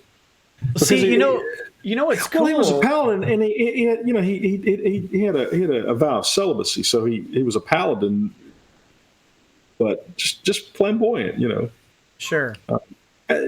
Paladins in old D&D had to have a charisma of 17, right? So I mean, yeah. Well, now the cool thing is you couldn't cheat like you used to. I'm joking. So you can play now on a streaming. It's a streaming service. You don't have to stream it out. It's streaming to your game called Roll20, and it does all the die rolling and stuff. Yeah, you put in.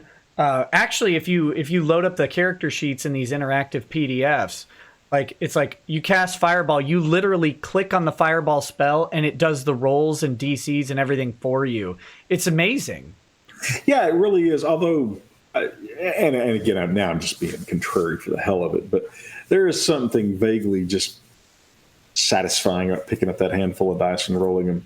Yeah, but the guy while you're all on stream thousands of miles from each other, the guy who's rolling the dice, you don't trust him. Right, yeah. Oh, no, I rolled a natural 18. I rolled a natural 20. We had a guy. Although ours kept rolling natural ones, and I was like, man, lie positively, please. So around these parts in my campaign, we have a thing called Longview Rolling. Okay, Longview is a town near Tyler. It's about 30 miles away. Yeah, I'm familiar with driving through it, thinking, "Oh God, I'm almost there." Yeah. So Longview's it's fine. It's a nice enough town and everything. But we had a guy that was in our group. We called him Crazy Robert. And by the way, that is not to be confused with Weird Bob. We had Weird Bob and Crazy Robert, and they were different people. But Crazy Robert. He was the master at cheating. I mean, I'm sorry, at cheating badly. He'd do this thing of he'd roll the dice and he would snatch it up as he called his roll. And of course, and of course, my friend, the guy my friend that I told you that passed away, the best dungeon master I ever saw. I mean, ever. Random beardling in the background. That was beautiful. Oh yeah. Brianna came in. Yeah. So they, but anyway, so we started calling it Longview Rolling because it was just. But I remember one time Dave decided to just mess with him. I mean, so something jumped us, and Robert was also was a tremendous coward, right? He always have a big, strong fighter, but he'd hover in the middle of the party, right? So because he couldn't get it, he would hang at the back until Dave had monsters jump us from behind, and then but anyway. But anyway, the big nasty gets after Robert, and so Dave says, "All right, roll for initiative," and Robert rolls a 20, and Dave goes 20. Robert goes, "Huh?" Rolls again. Darn, 20 again. Dave goes, "Huh? 20 again."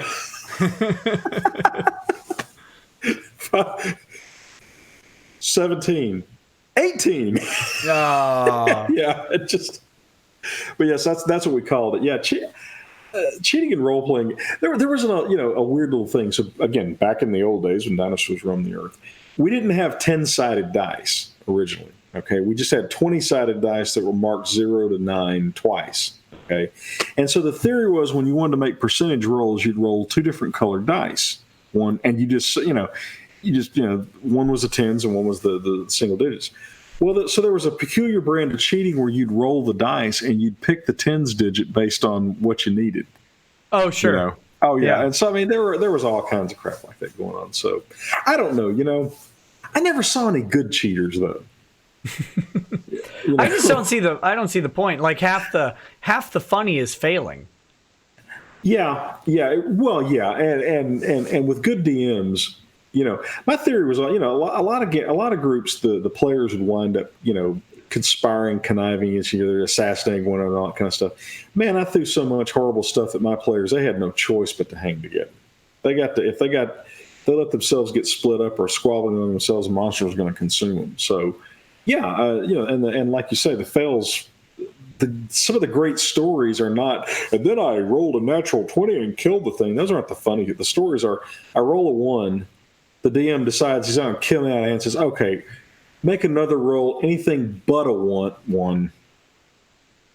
Well, you plunge to your death off the cliff. But I tell you what, if you can roll your dex of 17 or less on a 19, those are the good stories, But you did enjoy it, though. I just linked the video in the chat of of our stream. I can send it to you. One of these days, we need to run something. I've actually become intrigued with the latest version of Call of Cthulhu. It's a horror role-playing game. Chaosium, the company that does that stuff, they do the most amazing physical quality stuff. The problem with Call of Cthulhu is first of all, guns are very deadly, and I like lots of guns in my games. I know you'll find that shocking, but I only like hammers, nothing but hammers. Well, so the original Call of Cthulhu was especially depressing because basically your characters either wound up dead or insane. That was the end. Well, because the thing is, the more you learned about the Cthulhu, you start out with a sanity rating, right? And it was and so everything's a percentage-based thing. So the more so if you had like a 25% knowledge of the Cthulhu mythos, right? Well, then you lost 25 points of sanity. Yeah. So the more you learned about stuff, the crazier you got. Now they backed off of that a lot, but it's still a fairly depressing kind of thing. But the scenarios are wonderful. But it might be fun to actually run something like that. Get Doug. You and Doug and Larry. That would be one of the dream team role playing games, I think. Well, mostly I'm 90% of the time I run games. I don't play. And when you're running a game, the choice of the players is critical. You've got to have a certain ratio of flakes to non-flakes. One of the characters in the game that I just played. Well, I think we're scheduling the second session for some time coming soon, maybe even the 23rd. I have to check into if I can make it.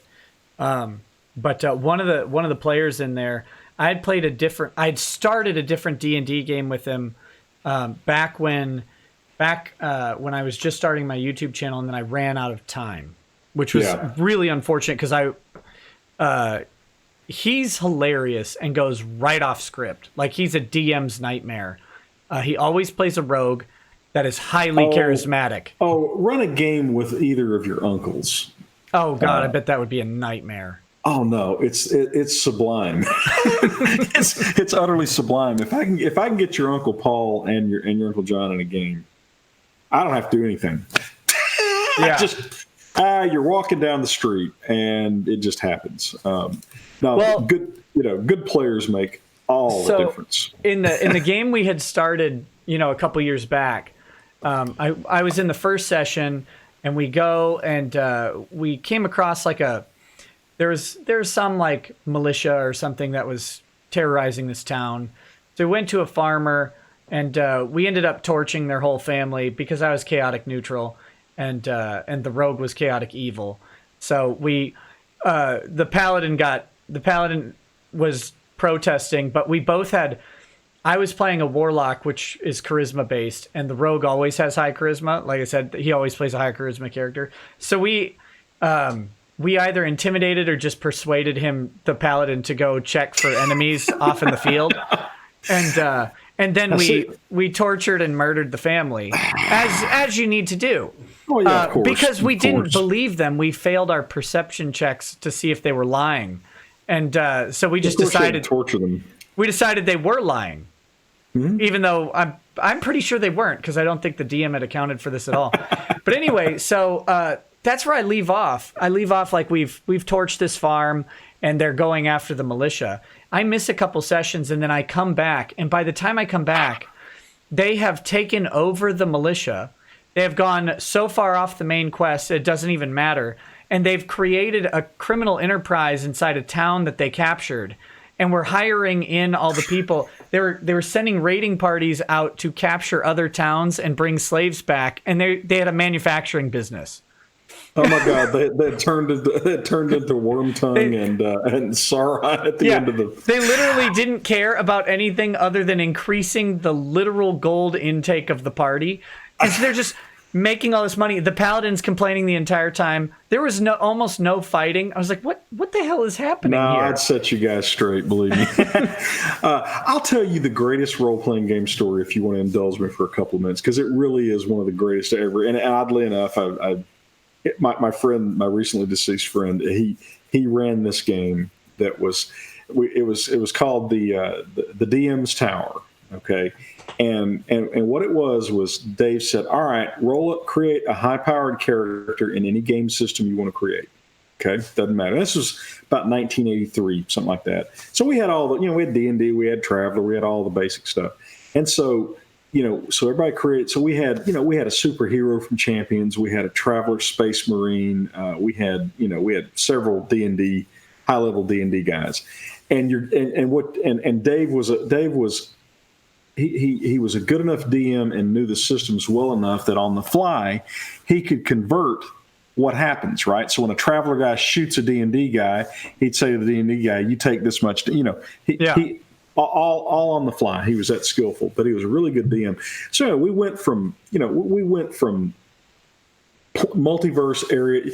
Everybody there was trying to find this nefarious being called the DM.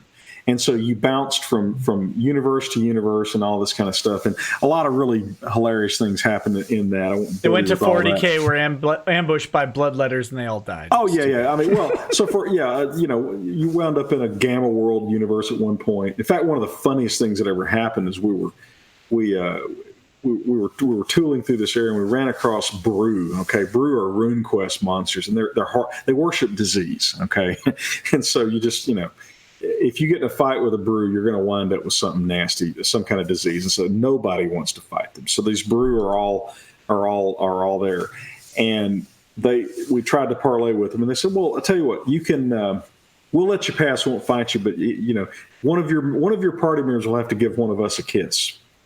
And we had this dwarf that in a previous multiverse area had gotten hit by a radiation grenade, Gamma World universe, got hit by a radiation. Wait, they threw the grenade at him, and he turns to catch it, but it's a contact grenade anyway. So he starts glowing in the dark. All of his hair falls out, and he grows an extra arm out of the back of his that he can't control most of the time. And so we're sitting around, okay, who's going to kiss the Brew? And one of my buddies goes, Weird Bob was the dwarf. Let's let Bob. So we get this glowing in the dark bald dwarf with an arm, growing out of the back of his head, and the Brew are like, "You know what? Never mind. We're good." So anyway, we have this adventure. And Dave's campaigns were always, high risk, high reward. People died, and they died a lot. But anyway, so we get to the end, and we finally come into this great hall where there's this guy, this bearded man, sitting at the end of the hall at a small table with a little screen in front of him, And we're walking up, and we're gonna. We're starting to talk to him, trying to get whatever, each of us had a thing we need to get from him. And he sends an army of Death Knights at us, and he sends, shotgun armed tunnels and trolls skeletons. I mean, just wave after wave of crap. And we keep fighting. And as we power through each wave, he starts getting more and more nervous, and of course, Dave's describing himself. And so we're sitting there, and finally we get right up to him and say, "Okay, what are we going to do now?" And Dave said, "Yeah." He said, "Excuse me one second." So Dave gets up, goes back to the bathroom, and we're all sitting in there, and we're talking about how we're going to do this and all this. And I hear this tap, tap, tap on the window. And I turn and look, and there's a sign in the window that says the DM has escaped. I mean, you got to understand, we had played this campaign for like 3 months. Son of a bitch.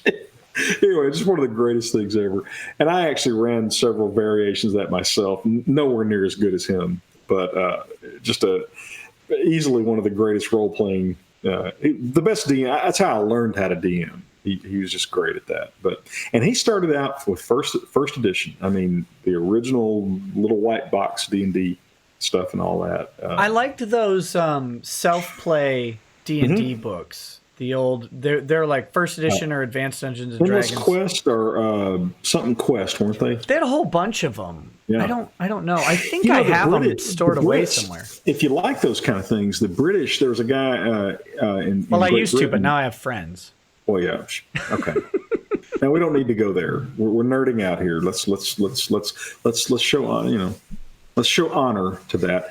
No, the British have a series of those kind of self-directed adventures, and the guy's name is Steve Jackson, not to be confused with the Steve Jackson here of Steve Jackson Games, and those are really good. They're even better. The D&D ones are pretty good, but they're even better. But yeah, did you when you were young? Did you ever play D&D? Is that something? I played D&D second edition back in junior high or high school, but not extensively. Not extensively. Well, that was it Stranger Things? Is that the show? Yeah. Yeah. They play the original box edition D&D. There was a time, believe it or not, in the early 80s when you could buy Dungeons and Dragons at Walmart. Yeah. TSR went on this thing, and in those days, Walmarts weren't in major cities. They were almost exclusively in small towns. Tyler didn't have a Walmart. I mean, Tyler's not a huge town. Tyler didn't have a Walmart until the mid-'80s. The little dinky town I was born in, Louisiana, had one in like 79. Yeah, that's where they really were. That's where they spread. They spread to rural communities. It was bring all the crap to a rural community that you can where they can't get it otherwise. Yeah, and but so a whole generation of gamers played those versions, literally, the box editions. And in fact, TSR's got a nostalgia edition in the original red box with the Stranger Things critter on the front. Anyway, but we ought to play something sometime. That'd be a hoot. I've been, if I can get past this year, I might have time. That'd be fun. Anonymous sent a Justice chat that says, "Where is the package, Nikki?" I don't know. I don't know where the package is. I don't know what you're talking about. What package? I don't know who it is. I don't know. Ringwraither says, "Hey Nick, if everything goes well with the lawsuit, have you, Ty, and Vic considered doing podcast interviews to spread Vic's stories and process you went through? I think you guys would make an amazing Joe Rogan podcast." Well, a lot of things would make an amazing Joe Rogan podcast. The hardest thing is to get on Joe's radar for a podcast. But no, I mean, let's focus on. We'll cross that bridge. A guy like, the thing about Vic is he's so damn talented. Whatever he decides he's going to do, he'll do it at a high level. He's just he's one of those guys. Yep. Tucker says, "This is for you. I'm going to keep asking until I hear the answer. Any chance we can see Ty's reply to Akiva's ethics complaint? By the way, I'm behind, so sorry if I missed something." I don't see why not. The State Bar of Texas finally dismissed that ridiculous complaint. Actually, today I got the final letter today. So I'll share that with you, Nick, if you want to put it out there. Sure. I guess if you want to send it to me or whatever. Yeah. And I was pretty blunt. I mean, you can tell I wasn't happy having to spend time dealing with such a ridiculous thing, but I believe there also might have been some no actions in there as well. Well, he flat out lied. I mean, let's just be honest. Is that a problem for a lawyer? To lie under oath? Or? Well, we'll ask the State Bar of New York when I get around to filing my response, because, when you file an ethics complaint in Texas, you certify under oath that everything you say is true, and the guy lied. Just that simple. So I don't know if the New York Bar Association is interested in that or not, but I'm going to find out. Well, that'll be interesting. We'll follow that as it develops. Yeah, what's that Latin quote from the Scottish regiments in the British Army? Nemo lacessit impune. No one attacks me with impunity. I thought it was don't mess with me, lad. Pretty much the same thing, yeah. Lordy J says, "Hey there, Nick, and happy birthday, Ty, you good old Texas boomer." Ty, if you love your cover songs, harsh but fair. There's a band called Affiance that does a cover of Africa, and it's effing epic. What are they called? Affiance. Affiance. Well, we'll have to do that because Alliance, but with F. Weezer did a very nice cover of Africa. I mean, it sounded. Did you see when they were doing it live and Weird Al came out with the accordion and helped them? Oh, I bet that was epic. Yeah, it's good. Well, they did Rosanna too, as I recall. Yeah, Africa's a great song. Just Siren Jag says, "Oh, you know which joke, Lemoyne. Hey Ty, you want to play a game of West Nile with me?" No comment for now. That's a reference to the Saw movies. I don't know if you're familiar with the Saw movies. No, I'm not. The little creepy doll thing always comes out on tricycles and says, "Would want to play a game?" Like that. Parochial Joe says, "Stop right there, incels. I, the Iron Mosquito, and my ward, the Sheepdog, won't let you grind these consluts into dust. Wait, Sheepdog, put down the remote. No!" So there's that. Random Blaze says, "Rekieta Law let Ty know about Texas Penal Code 42.07 for Shane and Co. and maybe Low T and North Carolina General Statute Section 14277.3A for Low T." Is that a reference to that ridiculous billboard idea? I believe so. And if I'm not mistaken, Shane may have reignited his billboard efforts with some modifications. So if they're... that's the other side. Gosh, I sure would be proud to be on that side. Yeah, well, they're terrible people. I didn't say that. Queen Nida says, "Kitten is the only Custodes name I will accept." And Brian Dewig says, "4th edition D&D was designed to make the MMO Neverwinter easy to code." Oh, God. I've never played that MMO. Not to be confused with Neverwinter Nights. The Neverwinter MMO is different. Like I said, it was literally the role-playing game nobody wanted. And I mean, think about how embarrassing that really is. You create this new thing, you've invested a ton of money developing it, and another company winds up selling essentially the previous version of your game more than you are getting in the new version. That was almost an Edsel or New Coke level of fail. Yeah, New Coke is disgusting and should be purged from the memories of everyone. Yes. I remember when New Coke became a thing. We actually, our local local bottler here, Coca-Cola bottler, they refused to use the New Coke formula straight. They put extra carbonation in it, and it actually tasted okay with that. And they were threatened with having their franchise revoked if they didn't, It was basically, so if it was Pepsi. Yeah, it was Pepsi if it's short on carbonation. It was basically a somewhat flat version of Pepsi. Missing the whole point that if you liked Pepsi, you already drank Pepsi. The Coke burn is what you need.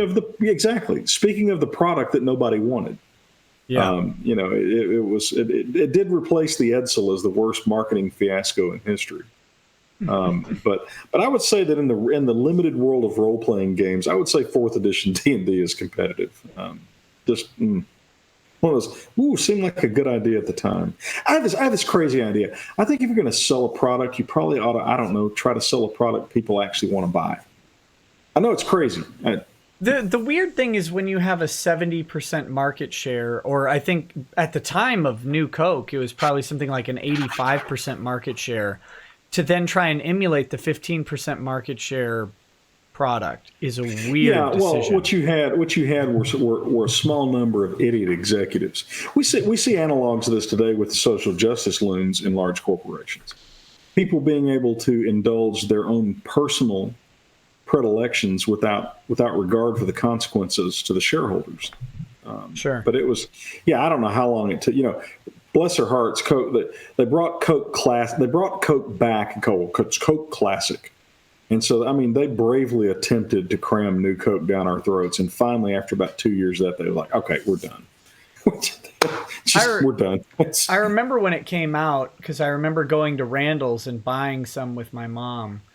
And man, you couldn't have been more than 3 or 4. You were young, weren't you? I was young, very young. 85, I think, was when all this happened. Yeah, but I remember it, and I remember how much Now my mom drinks Coke. Well, Diet Coke now, because whatever.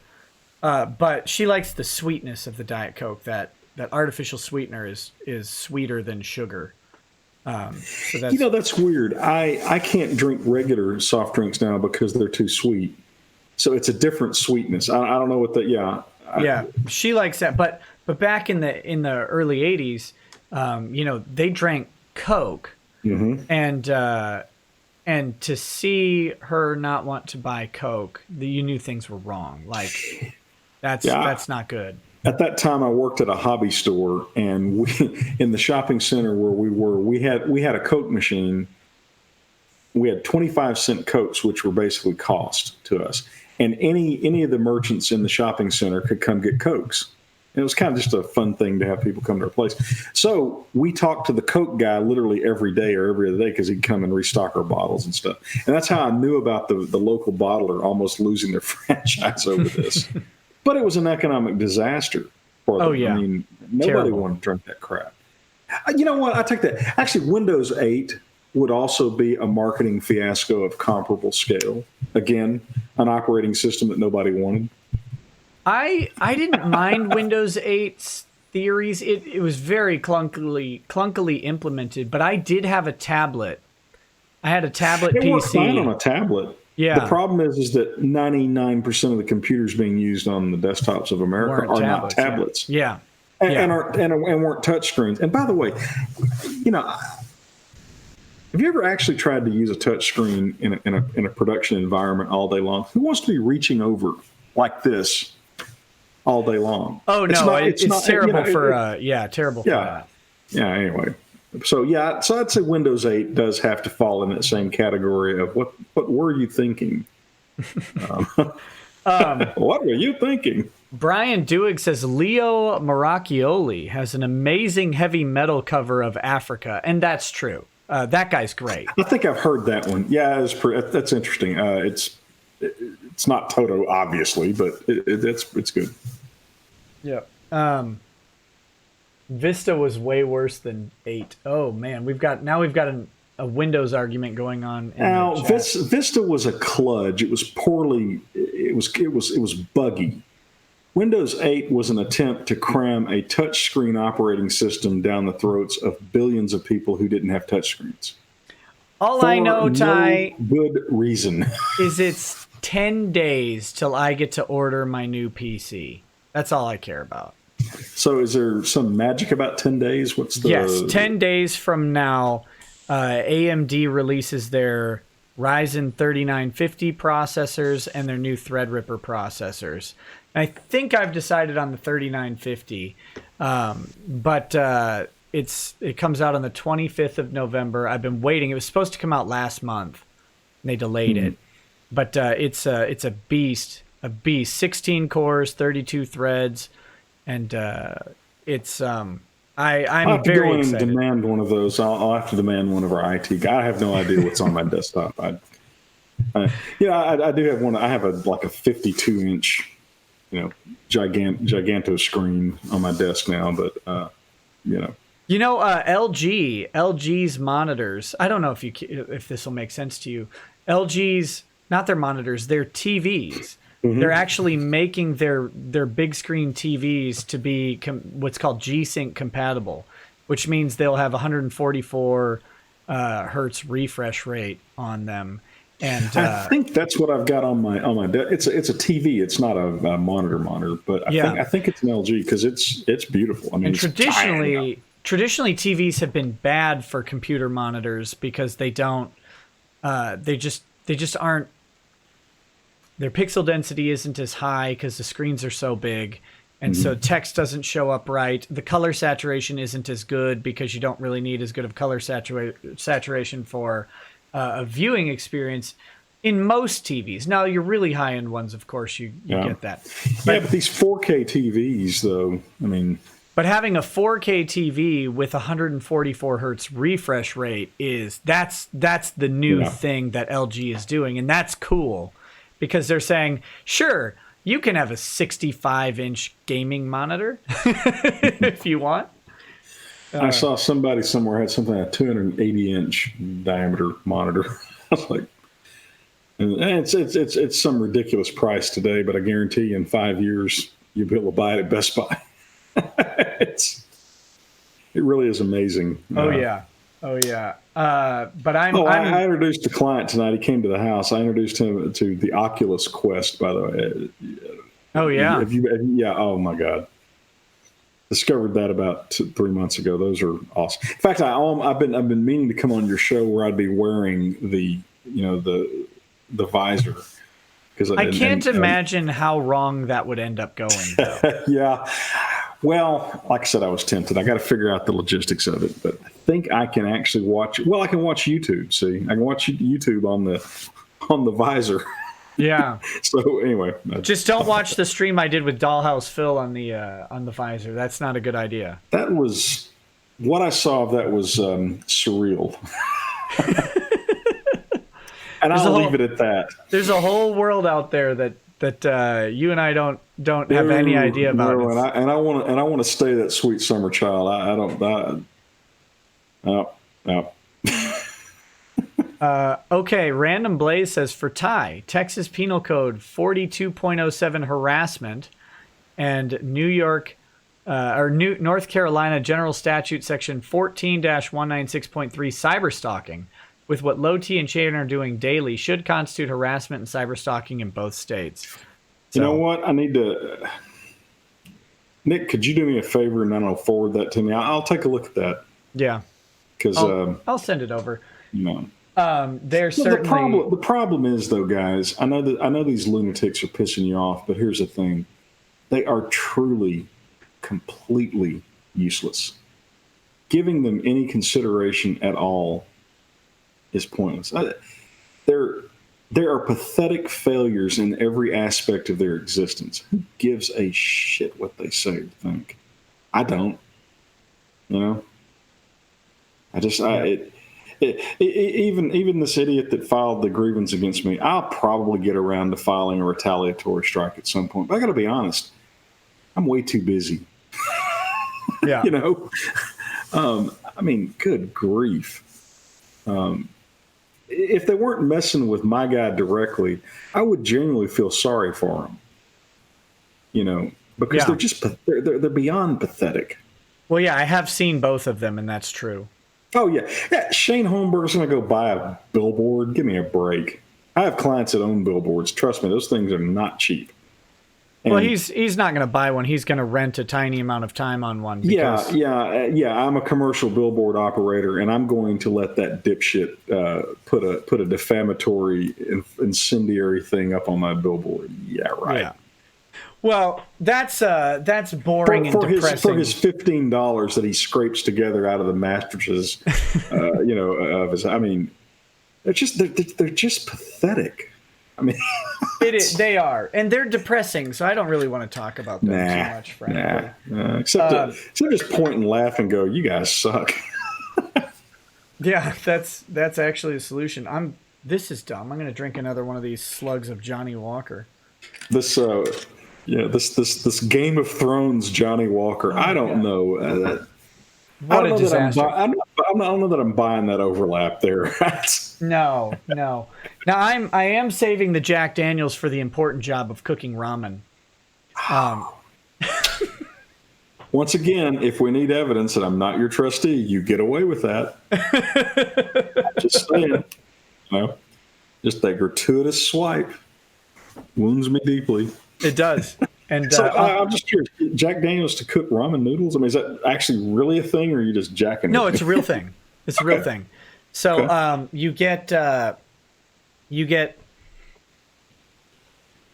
your chicken and your vegetables. Now you're going to cook some vegetables. This is not like traditional Japanese ramen where your toppings all go on top of the noodle, right? Like, so when you cook a traditional Japanese ramen, you've got your broth, you've got your tare, and you've got your noodles in the bowl, and then you add toppings to the bowl. Like, you'll take your pork chashu, which is like a roast pork, and you'll slice that really thin and put that on top. You'll add you'll add like maybe some corn, some scallions, and stuff around the top of the bowl, and you'll mix those in, and they're like a fresher ingredient. This is quick at home instant noodle ramen that is not designed to be great, like faithful to ramen. It's designed to get food quick. So you take like carrots and onions and cheap food before ramen noodles came along. Well, mac and cheese was it. Yeah, okay. Yeah. I mean, there had to be a time before ramen noodles. My parents made grow food, which was white rice, cream of mushroom soup, and ground beef, basically. It's called grow food because you'd scrape like a spoon out of it and it would just fill back in. Well, that sounds like homemade hamburger helper, which is something my mother cooked a lot of because, again, parents were not particularly well off. And, I can't eat that stuff to this day. And, I think it really wasn't that bad, but I just got tired of it. Right. Yeah. So when I do the ramen with Jack Daniels, you get a couple of your heartier vegetables, maybe some celery, some carrots, some onion, like a mirepoix, and you get that with some chopped up chicken breast, and you get that going in a hot pan with a little bit of oil, right, or hot pot. The pot you're going to cook the ramen in. You get that sautéing really nice and hot, cook the chicken very quickly, and then you dump Jack Daniels in to deglaze the bottom of the pot, light it on fire and flambe all the vegetables and meat, and then you add in water and your noodles and soup base, and you make your ramen there. And suddenly I'm hungry at 1 o'clock in the morning. Thanks, Nick. And it takes like, this is like less than 10-minute meal, but you have a full soup that you've made. Sounds pretty tasty, actually. You've got the sweetness of the Jack Daniels in there to mix in with the savory of the soup. It's really good. Yeah, it sounds like it. Yeah. So. Well, let me know how. And if you want to learn how to make Jack Daniels ramen, all you have to do is join the Rekieta Law Patreon, or I just got approved for channel memberships on YouTube. So I've got to figure out how to integrate those and to make sure they add value to people. But look for that probably in the next live stream. I'm about to boomer this, but for all I know, hopefully I use that word correctly. What is Patreon? Patreon is an online website where you can pay per month to a creator or per creation, but I do per month, varying levels of money to get access to various benefits. So it's like a non-recurring GoFundMe shill. No, it's a monthly recurring. It's a subscription service. Did I say non? I meant recurring. Yeah. Yes, it's a continually renewing GoFundMe. Right. So for me, I have 4 levels of Patreon. There's the $1. Hey, I like your stuff. I'm going to give you $1 a month. Level. A token of my esteem. Right, and you don't really get anything specific out of that. Then there's the $5 a month level, where you get access to my Discord server. And so that's a pretty good deal. I mean, what I mean is there have been YouTube people over time that I've watched everything they do and have gotten a lot of enjoyment. I'd pay for that. Yeah. Now, unfortunately, in almost every case I can think of, they went through this period where they were posting videos for constantly every day, and that probably was pre-Patreon. Yeah, well, it was also probably a cocaine addiction involved. Well, these are gamers in some cases, so anything's possible. So then, at the $10 level, you get all the access to the lower levels or whatever as well. But I do a live chat every Wednesday for a couple hours with my Discord. Like a voice chat that's just exclusive to the Discord, and at the $10 level, you get to participate in the voice chat. That's like $10 a month. Yeah, and then for $20 a month, you're a director, and I don't even remember what the reward is for it right now. Although there's some exclusive channels in the Discord where we coordinate doxing and harassment. That's a joke. That's a joke. We conspire to blackmail people into giving us false affidavits. Yeah, well, actually, what I do is we could add that, couldn't we? Yeah. Okay. The main conspiracy is just to get more people to give me $20 a month. I mean, that's the reality. But but yeah, it's just a subscription service. Okay. That I'll have to get me one of them Patreons. Yeah. Somewhere my daughters died just a little bit. Yeah, Going, I think so. They're asleep in their bed going, Dad said something on the internet. Oh, God. And then and there's a similar service called New Project 2, which is actually run by Dick Masterson, where you get to avoid Patreon and their weird social justice policies. That's the one I personally recommend to people because it's run by Dick Masterson. Well, yeah. So, yeah, it's got to be funny, right? I mean, yeah. Because he's just one of the funniest people I've ever. But yeah, I just got approved for channel subscriptions on YouTube, and I'm going to try and find a way to make sure those channel subscriptions add value to people. Because I don't want to just say, here, give me $5 a month or whatever it is. Well, I'm going to take something I used to do for free, and I'm going to charge you $5. Yeah, so there'll be some sort of added value. That's why I didn't activate them yet. Because I don't actually know exactly what I'm going to do. Better watch out, Nick. This is going to turn into a real job if you're not careful, and that would be tragic. It already has. Yeah, long ago, see? turned into a real job. Something went horribly wrong, didn't it? They did not shut New Project 2 down. Dick Masterson's merchant services were terminated by Chase Bank, I believe, at the demand of Discover Card. Ty, can you believe this? The card with like a 5% market that share. No one ever uses, yeah. Yeah, they contacted. That sounds so much like collusion to deprive someone of their civil rights or anti-competitive practices, right? I wish I had about $5 or $10 million to fund some large class action suits because I'd go after those people. Yeah. So they shut down. Discover Card demanded that Chase Bank shut down Dick Masterson's merchant services account, but he has a new merchant services account. Did they give a reason? No, they weren't even supposed to say that Discover demanded it. That was an accident. That was like a new customer service guy accidentally reading the notes he wasn't supposed to read. Yeah, I truly wish I had the resources and bandwidth. I would love to see somebody take those people down.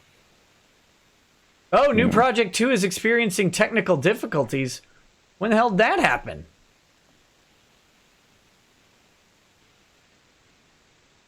Okay. So that's new. That's new to me that happened. I don't know what that means. Okay, don't go to New Project 2 right now, I guess. That's sad. There goes $1,000 a month.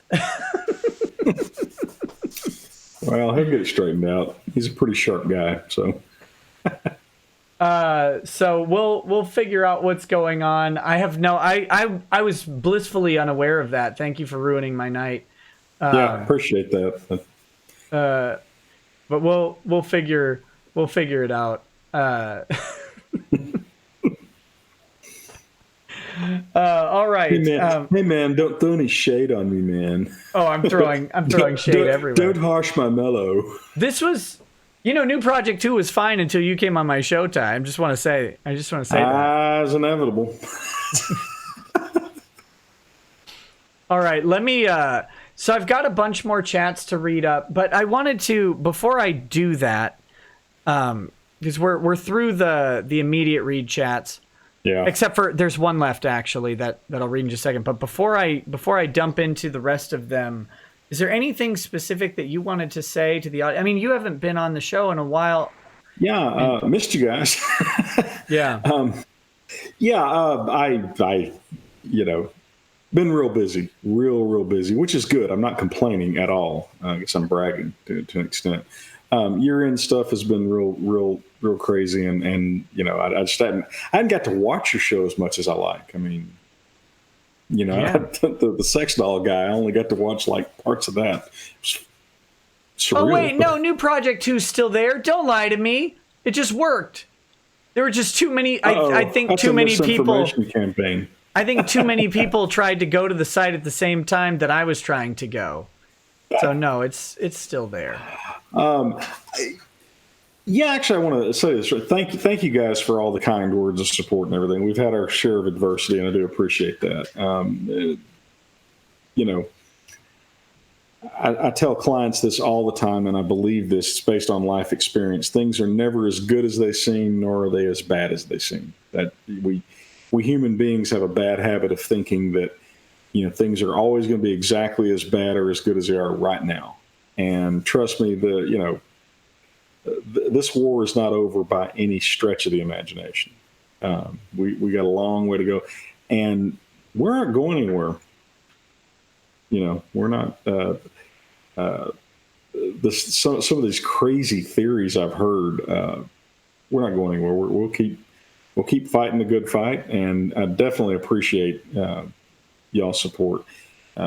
Vic's a good guy. Everybody who supports him knows that, and we're that side caught a lucky break. Great, let's see what they can do with it. Yeah, I agree. Yeah. I'm not ignoring you. No. Well, I would be.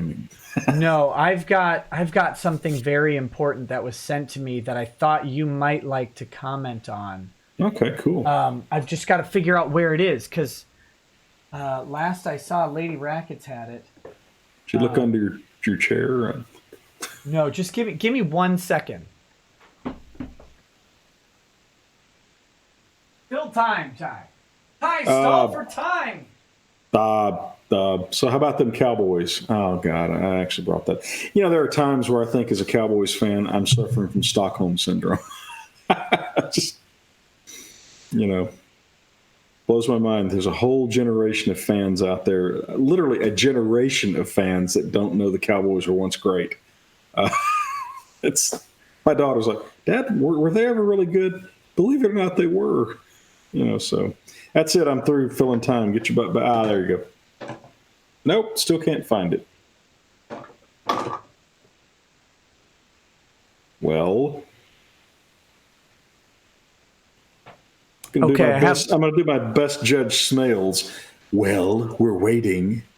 I have so much profanity to say. I don't know where.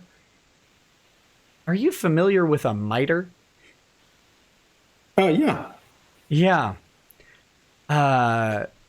Are you familiar with, there's a lawyer online who runs by, he thinks he's the Pope hat. But I actually have a Pope hat. I've heard that name. What is he? Who is he? He's someone who had credibility until about 2016 when he got Trump derangement syndrome and lost his marbles and decided that free speech wasn't real. He was a huge advocate for free speech, and then he decided that only some people get free speech. Right, yeah, one of those kind of people. I think they're called hypocrites, aren't they? Oh, yeah, well, he's also a salty bitch. Did I say that? Yeah. I have a freaking Pope hat, and I can't find it. Is he the guy that these law Twitter idiots keep trying to toady up to and try to get their attention? Yeah, they all want to be, want to be 2014 Ken White. That's just pitiful. I will. It was stolen. It was stolen. I was going to show up in the miter with you on the stream, and I can't. Well, sadly, it probably would have gotten not completely appreciated by me since I didn't actually know who that guy was. Yeah, but the audience would have laughed. There's got to be somebody on law Twitter that has clients. Well, I don't know. I'm not convinced of that. It's mostly an aspirational statement. It's not actually based on any fact or logic or anything. Yeah, it's a supposition, actually. I will have to find it. Yes, Freighter J. I think Freighter J was involved in delivering the Pope hat to me as well. Oh, just like a Pope hat thing. Yeah, it's a papal miter. Okay. I'm sorry. I thought you were talking about a miter saw. No, not. What is this? We're lawyers. We don't do work. I have a wood shop and stuff. No, you don't. Yeah, dude. I've seen your house. There's no wood shop. Oh yeah, you didn't go out in the garage. I've got a bandsaw. I've got a table saw. I've got 2 lathes. I've got a scroll saw. I've got a jigsaw. What else I got? No, lawyers don't do things with their hands. Well, I don't either. I use machines, but I got a drill press. Yeah. Well, no. Yeah. So the story on that deal. So the way I wound up with a wood shop was for 20 years as a married man, I had carefully crafted the image that I didn't know how to do anything. right? Oh, Because yeah. well, because I noticed that all my friends were doing honeydews, and when you live in Texas, you don't want to be out in the summertime building a deck. I'm just telling you. No, never.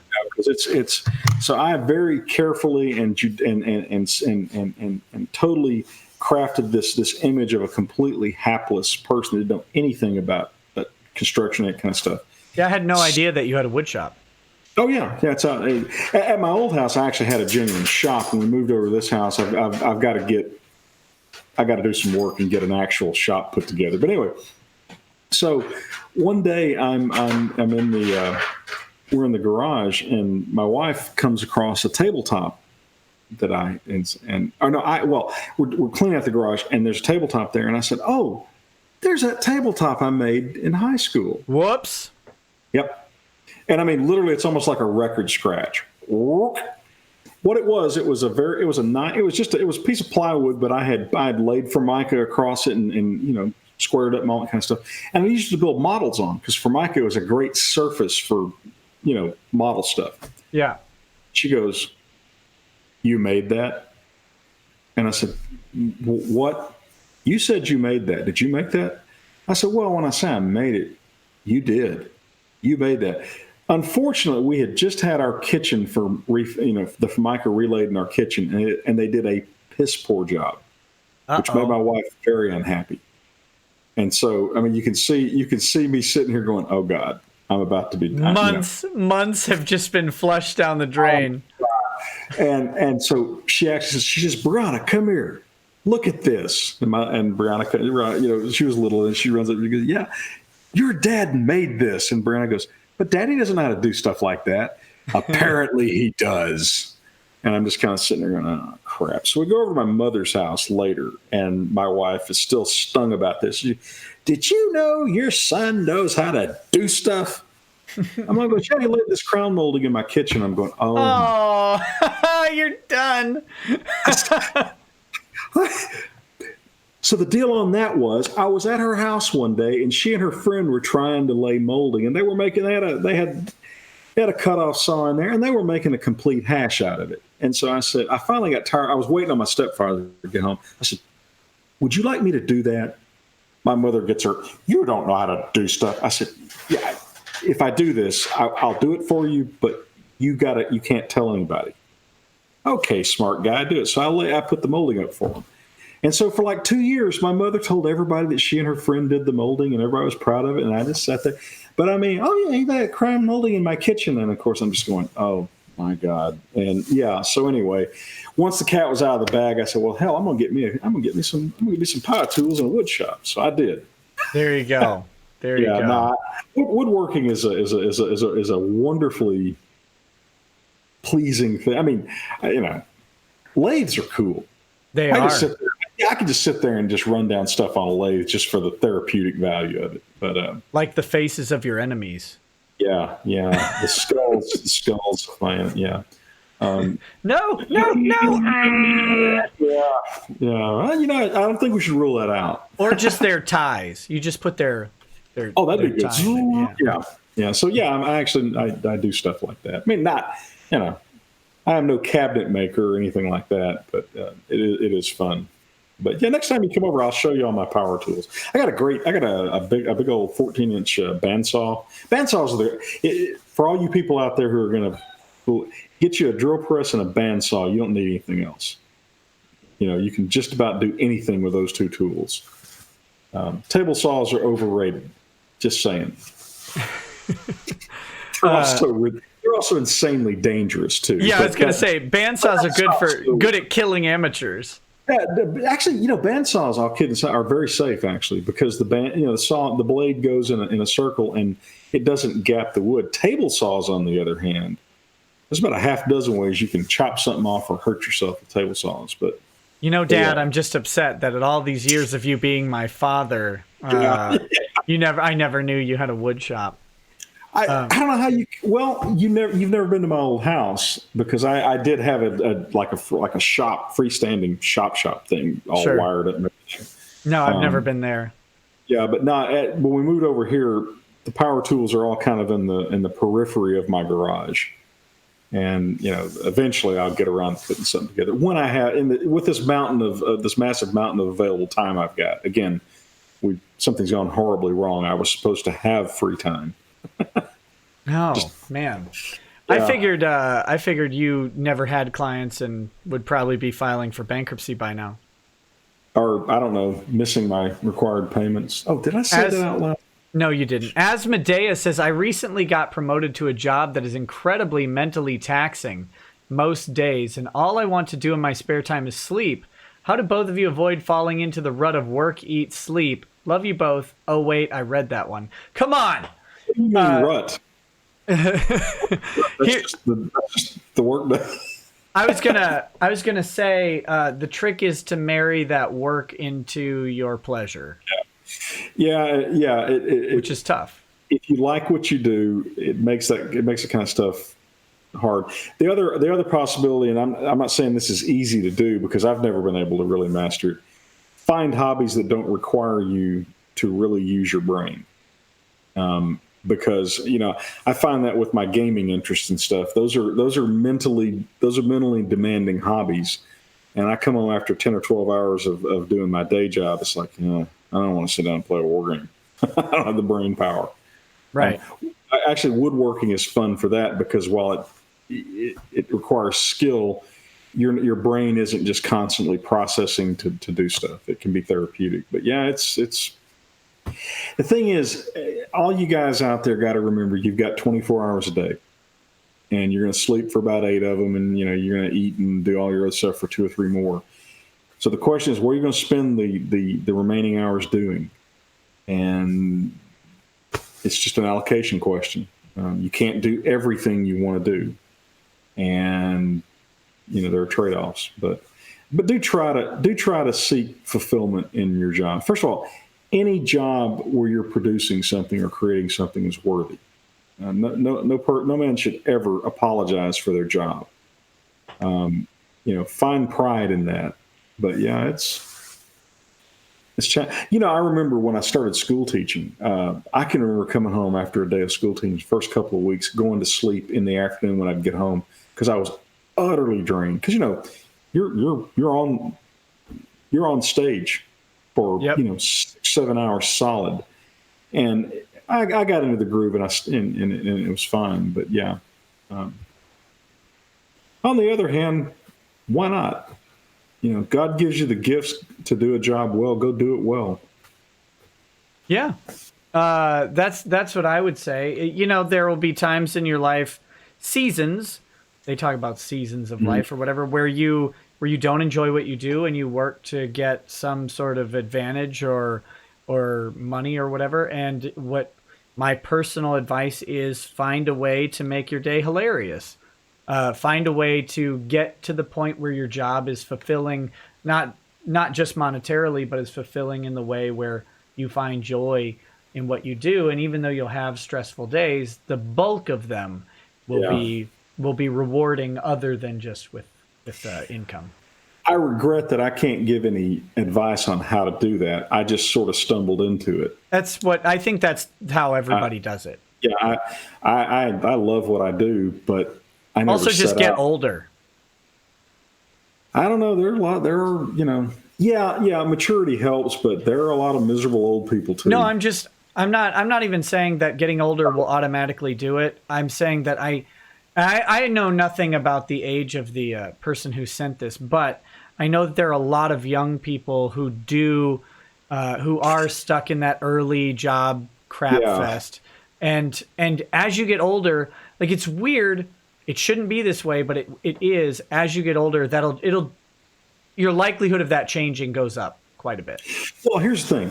That's a real good point. Ask yourself this question. If you were running a company or a department and you had to pick someone below you to promote, who are you going to pick? You're going to pick the person that does whatever job they're doing the best. No matter how menial, pointless, or whatever. That's just human nature. You're going to pick the best performer. So if you're going to be there anyway, knock yourself out. Do the best job you can do. I also think that presumably this person is male, now I'm going to be a troglodyte for a little bit. Genderist. Well, yeah. Men are wired to judge themselves by what they do and how, maybe more importantly, by how they do it, not so much what they do, right? So if you will do your job well, no matter how exhausting, miserable, or whatever it is, you can't help but feel pride and pleasure and enjoyment. It rolls down. So just, do your job to the best of your ability. Throw yourself into it. The worst case scenario is you'll impress other people, but I would be willing to bet by the time it's over, you'll get that fulfillment. But Wesley Reed says, "Look around you, Ty. Can you form some sort of rudimentary lathe?" Get off the phone, guy. Get off the communicator, guy. Architect of Fate says, Star Trek movie ever made, by the way. Architect of Fate says, "Mr. Beard, if you are giving advice on how to desecrate dead tree carcasses, please inform the rest of viewers that you need a deep neck on the bandsaw, or you will buy a table saw before you actually need one." Yeah, that's a good point. I just use the bandsaw for nearly everything. You could use a bandsaw like you would a jigsaw even. I mean, they're incredibly versatile. Like this. Do you want to play a game? Get a lathe just because they're cool. Okay. Use a lathe for you. Luminaire says, "First you had my attention, now you have my Epstein." Walhart De Nova sent a whole bunch of chats. Thank you. It says 4 free super chats. Thanks for supporting Vic. Hey, my pleasure. Lina Kalen says, "Free super chat. Yay. Another 40K stream when? Soon. You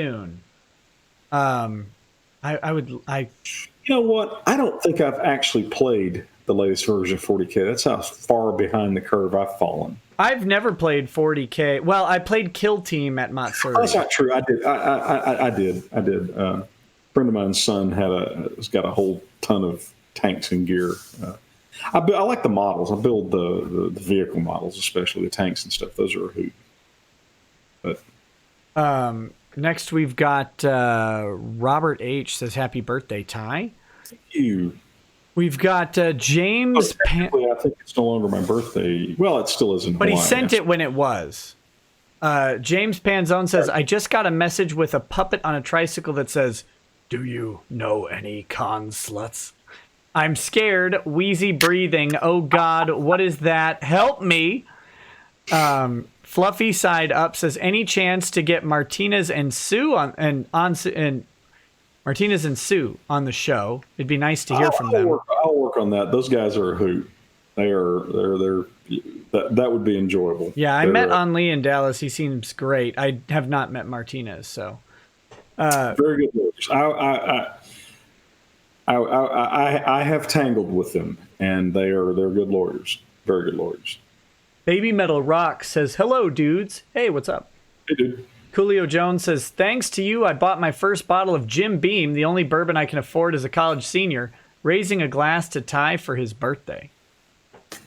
So there you go. Right at you, buddy. Randstein Hernandez says, "Ty Beard can see all the documents in a court case, but can he see why kids love Cinnamon Toast Crunch?" No. You don't like Cinnamon Toast Crunch? No, I just don't know why. They're beyond sublime, but I don't know why. Can I rock your world a little bit, Ty? There's a Walmart, and it's not far from you. Yeah. It's Christmas season. Go to Walmart. Trust me. Okay. And buy yourself a box of Sugar Cookie Toast Crunch. Ooh, it sounds good. It's a limited edition. They only do it at Christmas time. Sugar Cookie Toast Crunch. Okay. And then go back to Walmart and buy more boxes and stock up. And stock up for the rest of the year. Well, I wonder if you can sell them on the black market in the off season.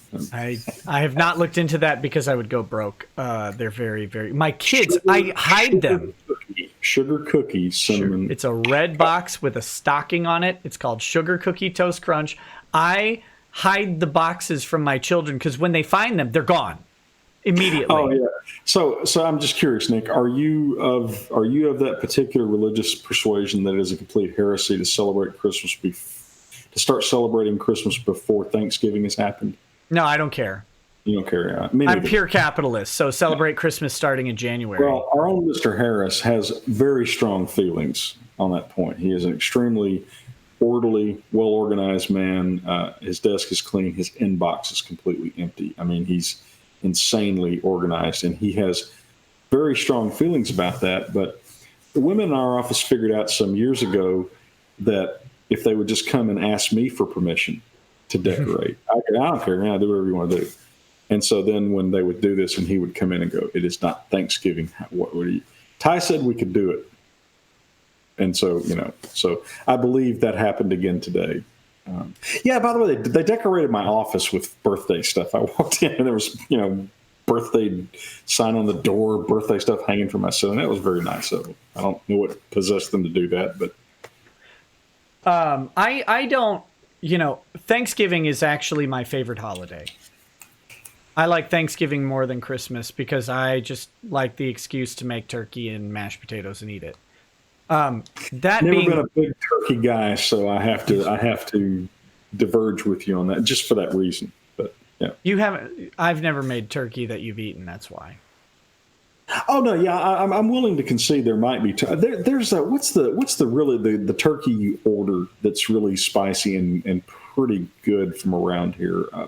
I don't know. I know of the smoked turkeys that come from. They're smoked. What are they? I don't remember what they're called. Yeah. Anyway, they're good. Yeah.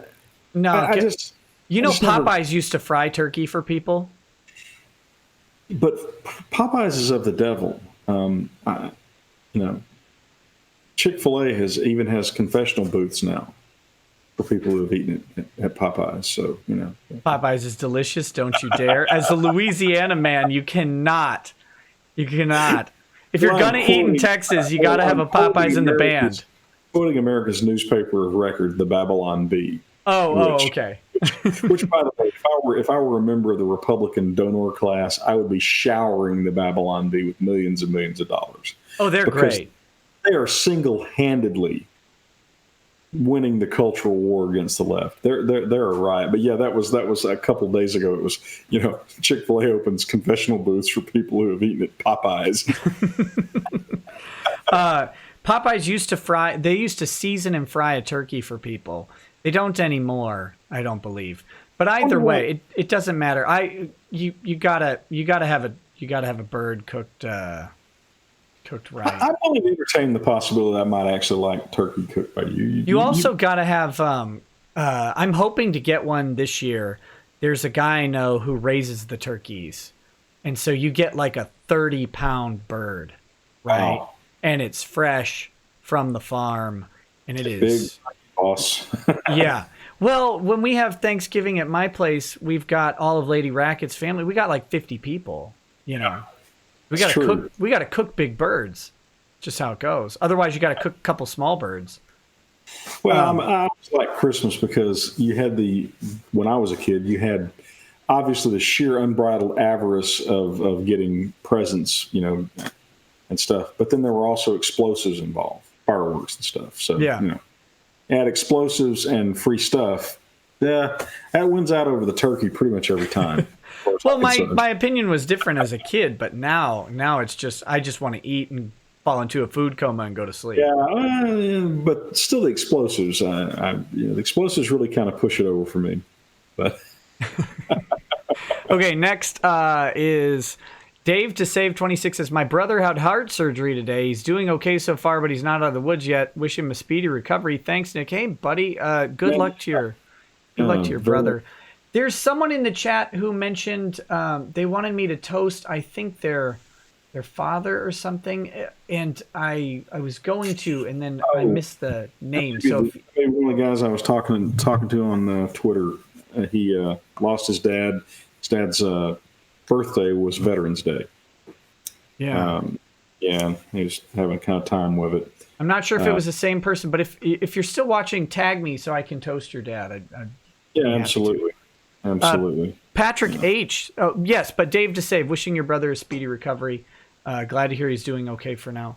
Patrick H says, seems like Monica Rial lost a bunch of weight these past few months. Looks like your never-ending stream of fat jokes has had a positive effect. Don't comment on that. Official Rogue Ent says, happy birthday, Tyronicus Beardicus. Keep up the great work, Nick. Add this to your whiskey funds. Don't let the mosquito coon get you, lol. No, I have Deep Woods off. Christian Delgado says, hey, Ty, when is the appeal and is it expedited? It's a complicated question. Yeah, it is. And the court actually in the hearing agreed with us on that. The problem was when the judge wrote his order, the very first sentence, I believe, was, I'm dispensing with everything. Okay. Yeah. Which means he's done. But then later on in the order, he purports to keep jurisdiction over certain things. Well, what does that mean? and we have you have a certain period of time where you've got to file an appeal or you lose it. So we just took the conservative approach and decided we'd file right then. When will the appeal happen? The appeal is a process, not an event. Right. The process will be, first of all, the Court of Appeals is going to have to decide whether or not the judge actually retains jurisdiction. I think the court probably does based on what the judge said in the hearing. But it's interesting, in the hearing, the judge himself said that he agreed that it was prudent of us to go ahead and file the appeal just in case. So, right. So here's the thing with the Court of Appeals is they have to determine if they have jurisdiction yet. Yeah. And if they don't have jurisdiction yet, they may stay the appeal. They may say to refile the appeal. Either way. And literally refiling it is nothing more than a filing fee. It just simply is no big deal. We'll probably ask them to simply stay it until the court rules on the sanctions and the fees. Yeah. But when is it going to happen? I don't. It kind of depends on how things go over at the next hearing. And within about 2 or 3 weeks of the Court of Appeals accepting it and all that. But when will they get around to actually? They're going to have to schedule it for oral argument. We're going to have oral argument. Then they're going to have to make their decision. They render their decision. Whoever loses will file a motion to reconsider almost certainly. The judge, and each of these steps can take a month or longer. So anywhere from 3 months to 9 months. And I know it's a huge range, but I think it very unlikely 3 months. If I was a betting man, I'd say around 6 months. And of course, whichever side loses will have the opportunity of petitioning the Texas Supreme Court, take it up on appeal. And that can be anywhere from 3 months if they're not interested at all to 6 months if they're interested but ultimately say no, to a year or more if they take it. So it's going to be a while, no matter what. It'll be a while, and things will. I shouldn't say it. Things will probably be slow during that time.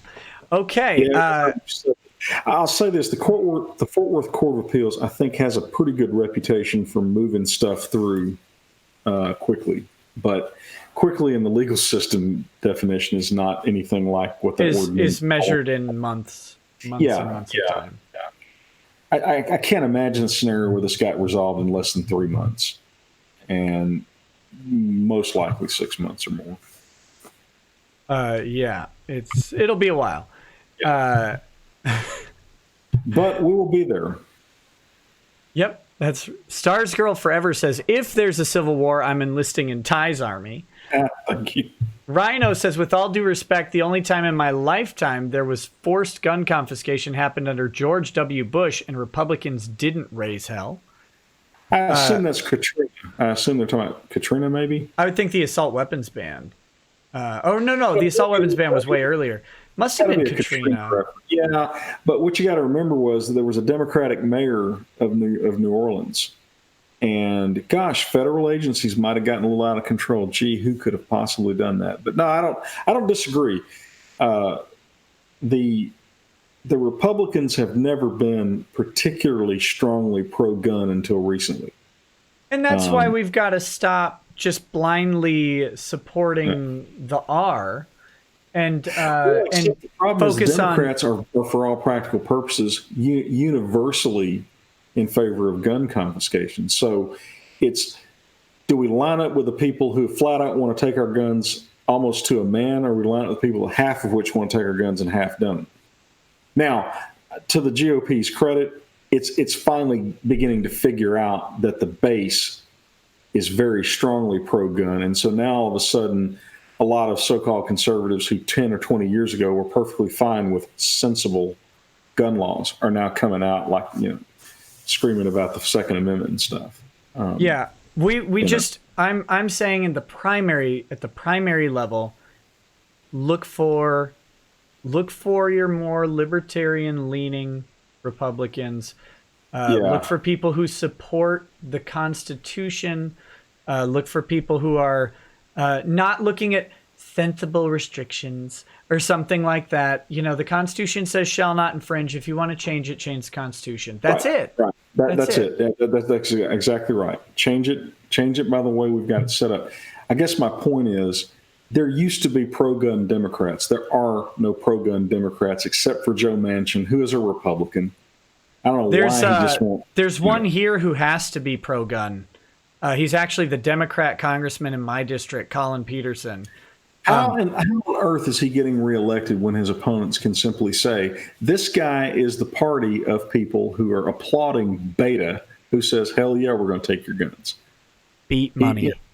Huh? He's the chair of the Ag Committee, and there's a bunch of beat money. That explains that. I told you. He's a pro-gun, I believe pro-life Democrat, because he's in a +3 or +4 Republican district. And he's been there for 30 years. It's insanely short-sighted, though, of the Republicans in that district to vote for that guy. Yeah. Well, because the problem is, when you vote for that guy, you just voted for Nancy Pelosi. The reason the beet farmers and the conservative farmers justify it is they say, well, when we lose him, we lose our seat at the Ag Committee, which is true. You will. The Ag Committee will go, they'll lose it. As you know, Nick, I did estate planning was a big practice area of mine. And when the Republicans set about to eliminating the estate tax, they also eliminated a very lucrative practice area for lawyers. Yep. I have opposed the estate tax from the day I got licensed. And I've opposed it consistently up to this point, despite the fact that the estate tax made me a lot of money. It's funny because the estate tax is uniquely tailored to transfer huge sums of money to lawyers from people with the uncanny ability to pay it. Yep. So I have very limited patience with people saying, well, I support him because basically it's in my economic best interest to do so, but not in the best interest of the country as a whole. You know what? You suck if you do that. Yeah, I'm sorry, you do. I voted for the guy that got rid of the estate tax in theory and wiped out the estate planning profession, Bush. With 1 year. 1 year of freedom. Yeah, but the thing is, when they passed that law, everybody just assumed it was going to be made permanent.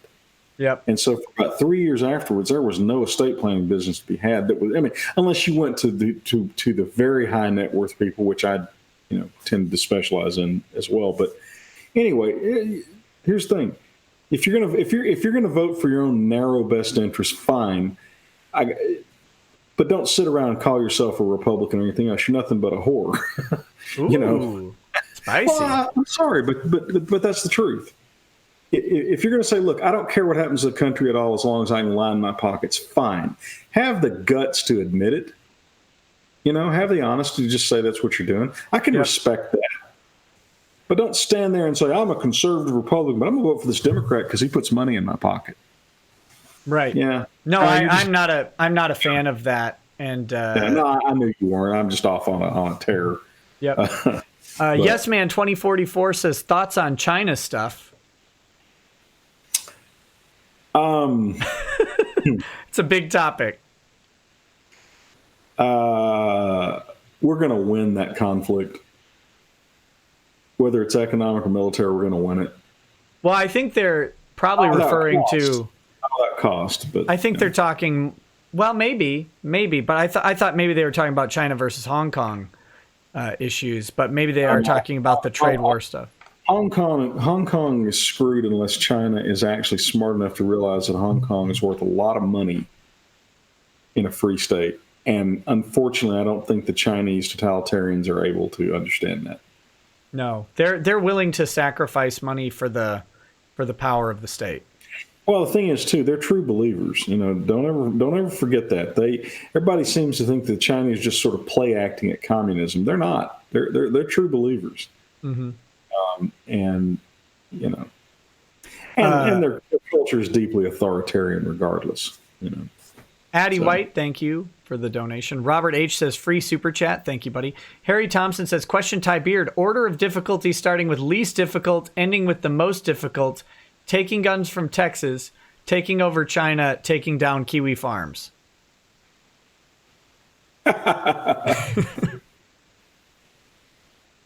Least to most, is that the order?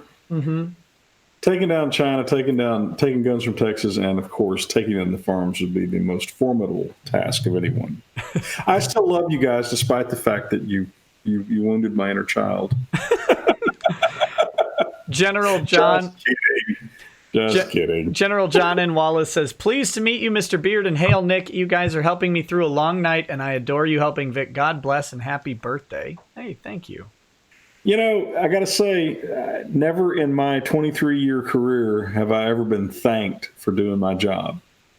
The amount of loyalty that Vic inspires in fans and so forth is truly humbling to see. Yep. And he's earned it the old-fashioned way. He's a good guy, and everybody likes him because of that. But I mean, really, honestly, Nick, have you ever been thanked by strangers for doing your job? Ever? Oh, by other people? Yeah. No, only by clients. Right. No, exactly. That is such unfamiliar ground. But you're very welcome, by the way. It's been an honor to try to help him. Yeah. Usually, I try and not be seen because. I'm worried that everybody who isn't my client is pissed off. Queen Nida says, I'm a New Mexican nurse. Haven't been laid off. Management approached me. Smack my head. This is that employment question from before. I think we've said basically everything on that. You have to gauge where you are in that, but I just don't know New Mexico employment law either, and that would have a profound impact on what your options are. You need to find an attorney that will visit with you about it. It shouldn't be that hard to find. Ishailson says, hey, Ty, thoughts on this Rodney Reed case? The evidence is so damning, it's appalling those celebrities are trying to get him freed. Remind me of that case. I'm not drawing. No idea. No idea about Rodney Reed. But it sounds like celebrities are being abject hypocrites. Huh, that's a shock. Rodney Reed? It's probably someone, their champion. He's a death row inmate. Texas man on death row for Stacey Stites murder. There must be a bunch of people saying, celebrities saying that he needs to have his execution stayed. Or something. Yeah, you really don't be committing murder in Texas. Just saying. Yeah, I don't know anything about it. I don't know if he's guilty or innocent.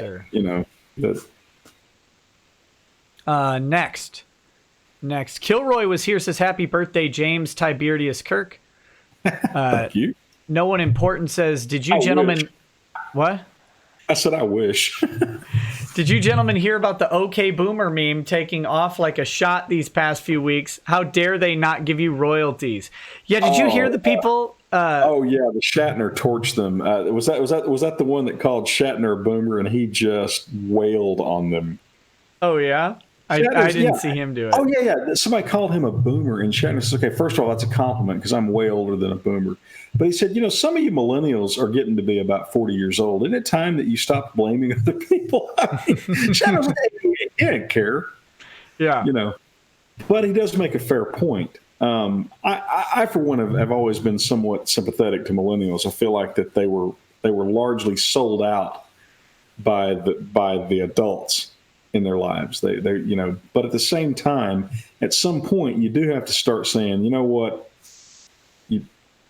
you is where you is, and it's up to you to change that. You got to remember, a guy like William Shatner. It's an interesting thing. After Star Trek was canceled, Shatner was in a, if I'm recalling it all correctly, Shatner was in a nasty divorce, and his wife wound up getting virtually everything. And he wound up for several years in a cheap pickup truck with a camper shell on the back, a little dinky camper shell, going from town to town, doing civic theater appearances for minimum wage. I mean, really, he said that that the cheapest food he could find was fruit salad, canned fruit salad, and so he ate that almost. He said to this day he can't do it. So I mean, you're popping off to a guy like that who's been through that kind of adversity. And he's 88, so I don't care. What's funny about Shatner? Shatner used to be a liberal back 15 plus years ago. And this is just me talking. He became friends with Rush Limbaugh. They got to arguing about something on a TV show or something. I don't know the whole story. But then over the years, he has slowly morphed into quite the conservative, and he's Canadian, so that's really bizarre. But yeah, anyways, but they said something to Shatner. I don't remember what the "okay boomer" comment was to Shatner, but anyway, Shatner just lit him up. It was beautiful. Don't jack with Captain Kirk. Just don't do it. Okay, boomer. Yeah. Okay. Dragon Fist 900 says, I would join the Marines, but can't due to my cerebral palsy. But I always say thank you to any veteran who I come across. There you go. Rural says, thoughts on MGD. Oh, Miller Genuine Draft. I guess that's a beer question. I don't like it. I don't like beer. I don't like beer at all. I just can't do it. You're not a beer guy at all. Okay, so you're not like a microbrewery beer guy. You just don't like beer. No, I'm not like a an indie beer snob or something. I just don't like any beer. It's the hop flavor. I like mead. I don't like hoppy beer. I can't. No, but I don't like any hop flavor at all. So even a light beer, I just don't. Totally fair if you don't like beer at all. Got no problem with that. Yeah. Clint Lerven says, Ty, you see that the USS Johnston was just found. There were some real American heroes. What an epic battle. USS Johnston. Is that the submarine that's they just found off the coast of Japan, I think? Submarine? World War II submarines were generally named after fish. Johnston was probably a destroyer, I think. I don't. No, I didn't, obviously, because I'm trying to look it up. So it was a Fletcher class destroyer. Yeah. Oh yeah, I'm thinking of a different thing. They've found like a couple significant World War II shipwrecks over the past couple weeks here. They've been a month or two ago they found two of the Japanese aircraft carriers that went down at Midway, which is pretty cool. Oh, sorry. Go ahead. Battle of Sun. Yeah, the tin can. Yeah. Samar. This was the last stand. Oh, okay. God. Okay, I am now embarrassed. Yeah, you should be. Great book called The Last Stand of the Tin Can Sailors. Just basically a group of American destroyers charged the entire Japanese main battle line and shot them all to pieces and tied them up while the escort carriers escaped. It's certainly the most heroic battle that the U.S. Navy, I think, fought in World War II. And the Johnston was one of those destroyers. Might have been a destroyer. No, it's a Fletcher class, so it's a destroyer. But yeah, so they found her. Okay, that's cool. Charging a battleship with a destroyer, that takes some balls. Nova Zero says, Nick, please apologize to the Australian people for that beatness. Or, we're arming our kangaroos and they're going to go on and walk by. Jack with the Australians, Nick. Just say I'm sorry and move on, man. No, never. They'll confiscate their own guns. I'm safe. Sergeant McSalty. That was a peculiar capitulation. I got to admit that. Little disappointed in them. I got to admit, I was a little disappointed in them in that. Yeah. But Sergeant McSalty says, you're more than welcome, Ty. He's the guy who brought you the beer. I just wish I could have shared one with you. You've done more to bring the anime community together than the opposite ever will, so you've more than earned it. Well, thank you. Like I said, sometime when you're in town, drop in and we'll have a cup of coffee or something. Stankzik says, hello, Nikki. Your show has been really entertaining and inspiring. Today, I passed the patent bar exam. Oh, my gosh. All the respect to you. Now I got to find a patent agent job in Chicago. Keep it up. This one's on me. Nasdrawi, and then birthday cake for you, Ty. Good on you, my friend. Good on you. That is no small accomplishment. Not at all. Congrats on having a science degree, and then also the perseverance and fortitude to go to law school with it and put up with all of us liberal arts majors. Yeah. Cesario JPN says, Nick, don't forget to mention the great booze brewed and made in Hawaii. You have several, and one that might be Texas friendly. Yes, actually, the Fid Street Gin is sold in Texas, I believe, which I would strongly recommend if you like gin. It's a good gin, Ty. Well, Nick, as you know, you always drink gin with a mark because you can't tell that you cut it with water. Classical reference, by the way. And it flew right past me, and I'm going to ignore it. Sting, one of the classic con man movie. Oh, sure. That's the advice that Paul Newman gives Redford. Oh, I see, because they can't tell that the GoFundMe is in fact a grift of its own. Right. See. Right. You are going to do the art of the grift, right? I mean, it's not just a tease. I really want to. I need to organize my time in a way that lets me do it. I think you have a certain moral obligation to do it, actually. But Cesario, do that up with your pastor. Yeah, well, you do control me. So Cesario JPN says, Nick, don't forget to mention the... Oh, wait, I read that. Andrew War... Dang it! Andrew War Snowboard says, is a football helmet considered a deadly weapon? I mean, if you hit someone with it, it is. Yeah, can be. All Out of Bubblegum says, greetings, Beard Father and Mr. Rekieta. I have this evening a glass of the Quiet Man, Long Branch, and finished off with a Maduro cigar. All right. Yeah, I've got some Cuban cigars and didn't get to smoke them tonight. Sadly, a client brought me a fresh box a couple of days ago. So, Elemental Factor says, have a free super chat from our Google overlords. Thank you. Thank you, Susan. Now pay Jim, Susan. You're going to pay Jim. Sergeant McSalty says, they legit only lost the Emu War because it was only 4 dudes and they ran out of ammo. Texas wouldn't have that problem. No. Yes Man 2044 says, where's a good place to start in the Ender's Game book series? At Ender's Game. Ender's Game, yeah. Read Ender's Game, and then read Ender's Shadow, and Which, then by decide. the way, was a short story before it became a full-blown novel. So yeah, it was called Battle School. I think it's in the original, maybe the first volume of There Will Be War. So Jerry Pournelle short story collection. I think Vox Day is reprinting all of those. I think. I have no idea. But read Ender's Game, then read Ender's Shadow, then decide which series you want to read first. I prefer the Shadow series to the Ender series, personally. And then go back and read the Formic Wars. Bad Dragonite says, hashtag justice for Thunder Warriors. Look, we can't besmirch the good name of the Emperor and let that Imperial lore out. Health Skeld says, hi, Nick and Ty. Can I get a good luck for an interview? Hey, good luck for your interview. Yeah, really, man.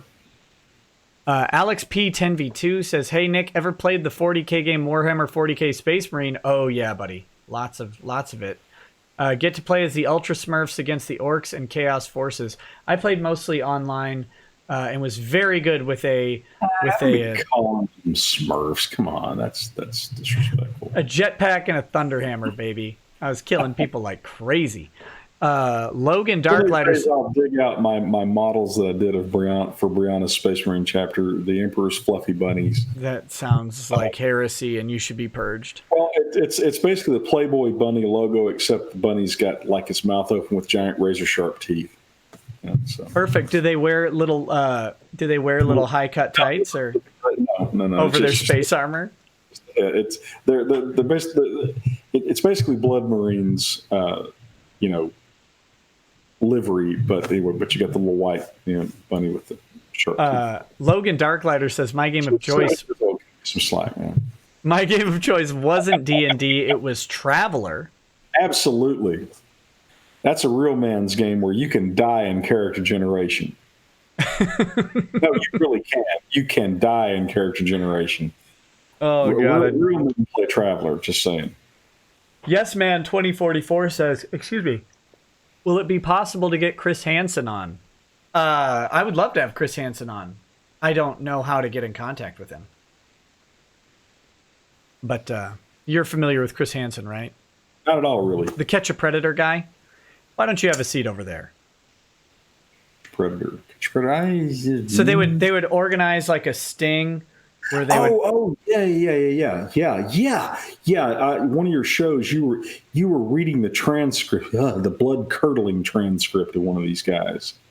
Yeah, but Chris Hansen wasn't involved in any of those. Oh, okay. But he does that. He does that, Yeah. and what they do is they set up the sting. They like catfish the predator with a fake person, and then the guy like shows up at the alleged child's house, and Chris Hansen's there, and they've got a camera crew, and he says, "Why don't you have a seat over there?" And then they just rip the guy apart and then turn him over to the authorities or whatever. So he's like a celebrity sort of guy, but then he has the authorities involved. Yeah, I think so. Okay. Why don't they just shoot him? I mean, wouldn't that be easier, faster? Now that sounds like a violation of due process. I could be persuaded. Now I remember that. I remember that show you did where you read that transcript, and I'm just sitting there going, I had to actually stop listening. I was like, One of the things you guys outstream, those of you who don't have children, when you have children, you're going to be profoundly surprised at how much your perspective on all kinds of things changes. Wouldn't you agree, Nick? Oh yeah, I would, but I would also say that even the childless members of this audience seem to process that in basically the same way. No, I don't mean it condescendingly. I'm just saying that it certainly was nothing I ever expected. But when I had kids, I can't. I don't even like to watch movies where kids are put in jeopardy. Have you read Orson? Speaking of Orson Scott Card, have you read his book Lost Boys, or his short story Lost Boys? You want to ruin your day? Look up Lost Boys. It's phenomenally good. Okay, Card wrote it. It's great. Oh yeah, I'm sure it is. I must have heard of it, but no, I don't think I've read it because the title sounds familiar. But Ken A says, volume okay. Last time we did, last few times we've done this, people have griped about volume and stuff. It's actually work. It's good, yeah. Yeah, cool. Hey man, what's been almost a year now? We're getting it. Finally. Don't worry, something will go wrong soon. Oh yeah. About that time, everything shuts down and blows up. So, well, tempted the gods. That's what you get. Ken A says, Nick, could you shill the Ironwind Studios GoFundMe? Happy birthday, Ty, from a fellow Traveler player. Keep up your great work, sir. Yes, go check out the Ironwind Studios GoFundMe. It's really hard when I have a guest to bring it up on screen. What's their project? He's trying to get a grinder. He's the guy who made the knives. You've seen the knives, right? That I'm going to auction, and the proceeds will go to the Go. I don't think I ever actually saw the knives. I just remember there being a kerfluffle about. Okay, just a second.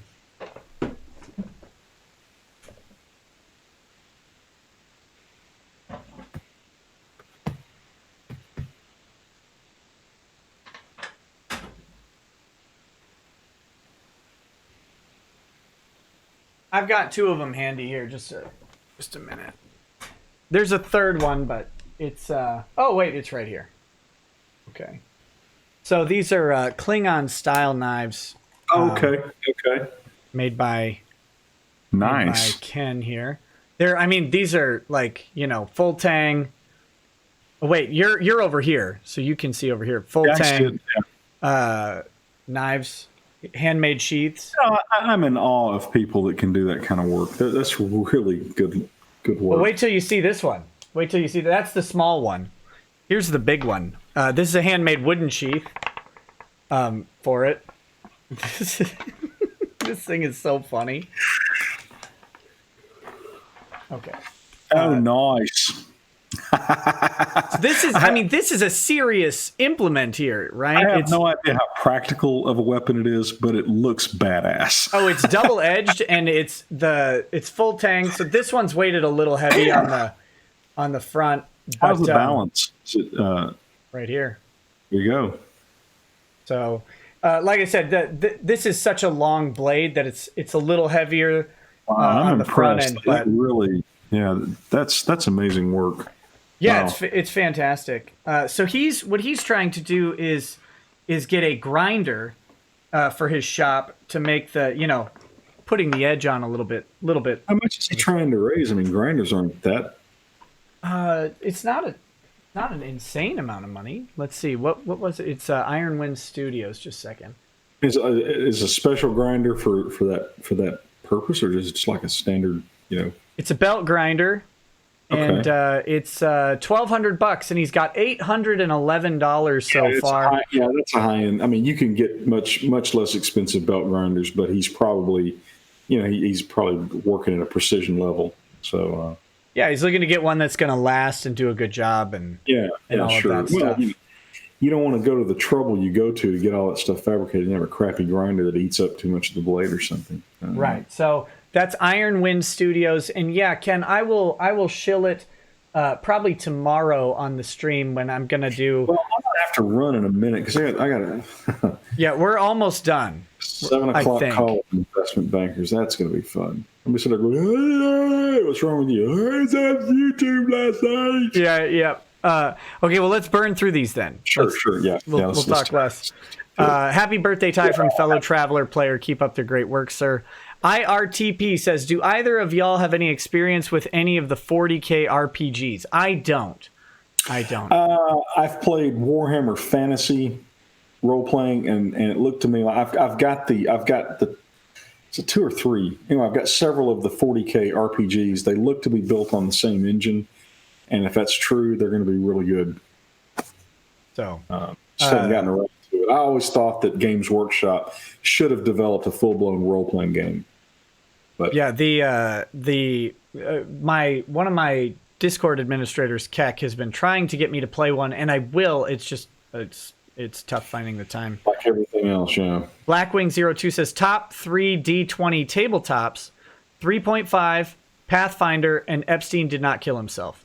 Bad Dragonite didn't kill himself. Bad Dragonite says a previous game having more content than the newer one, like 4th edition, is ridiculous. Sounds like the new Pokemon game. Lol. Yep.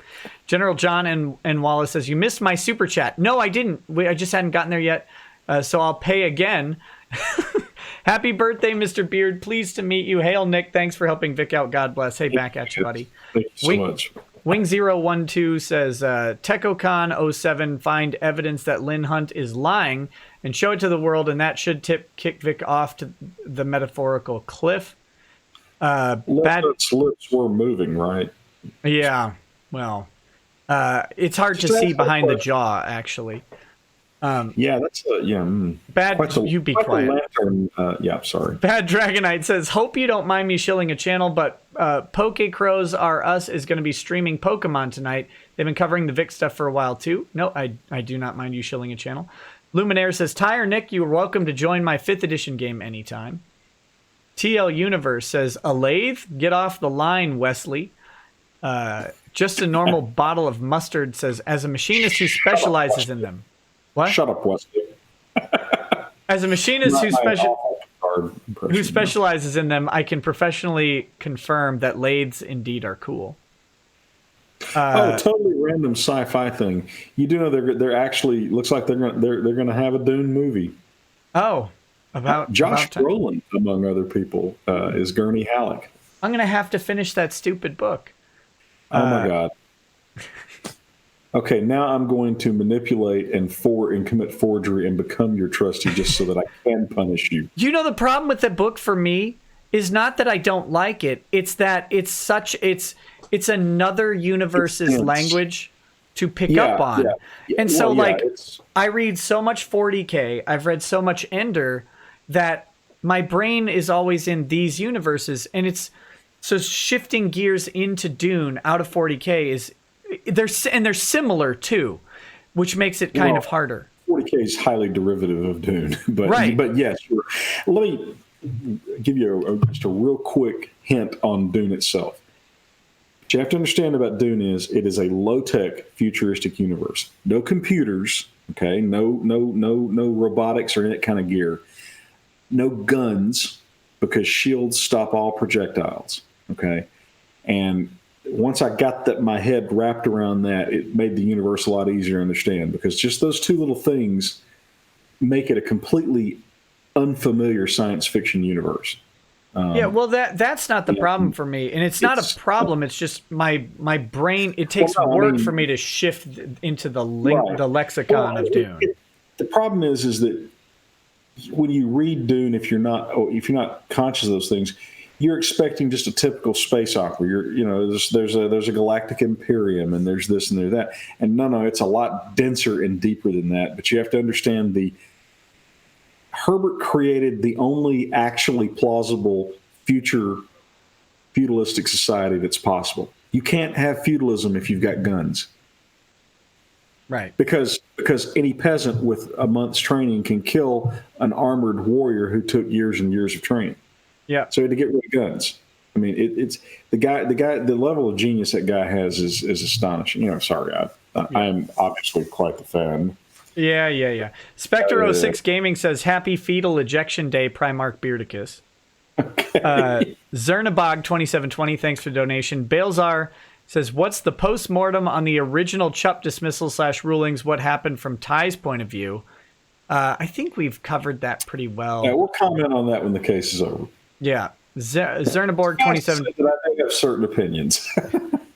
Zernaborg 2720 said, thanks again for the donation. Bad Dragonite says, just found out a vote to allow the sale of alcohol in my county coming up. Thoughts and prayers, please. Thoughts and prayers. Dry County should be abolished. James Colley says, check out Munchkin's Guide to Power Gaming. It can be downloaded as an ebook. It will change your life, I promise. Zernabog 2720.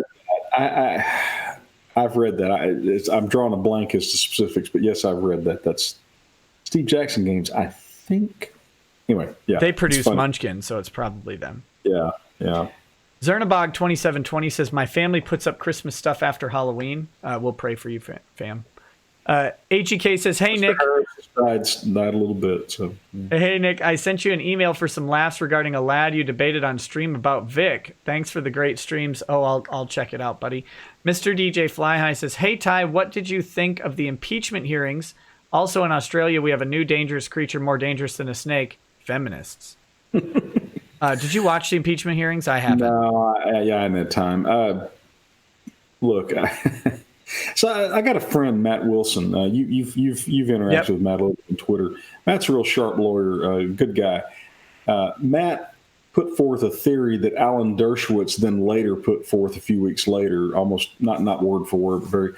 Matt points out that when you read the Constitution says high crimes and misdemeanors. In other words, the plain language of the Constitution requires there to have been criminal acts. I'd always had the attitude that impeachment is just kind of whatever the House said it is. That's really not true.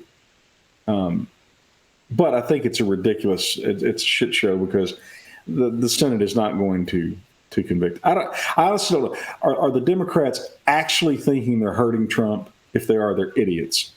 Or are they just trying to satisfy their lunatics who are It's demanding... a fundraising drive or could for it be both parties. Yeah.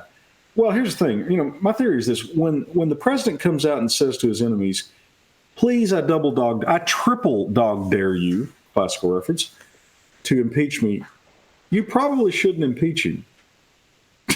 Yeah. Well, we'll see. We'll see.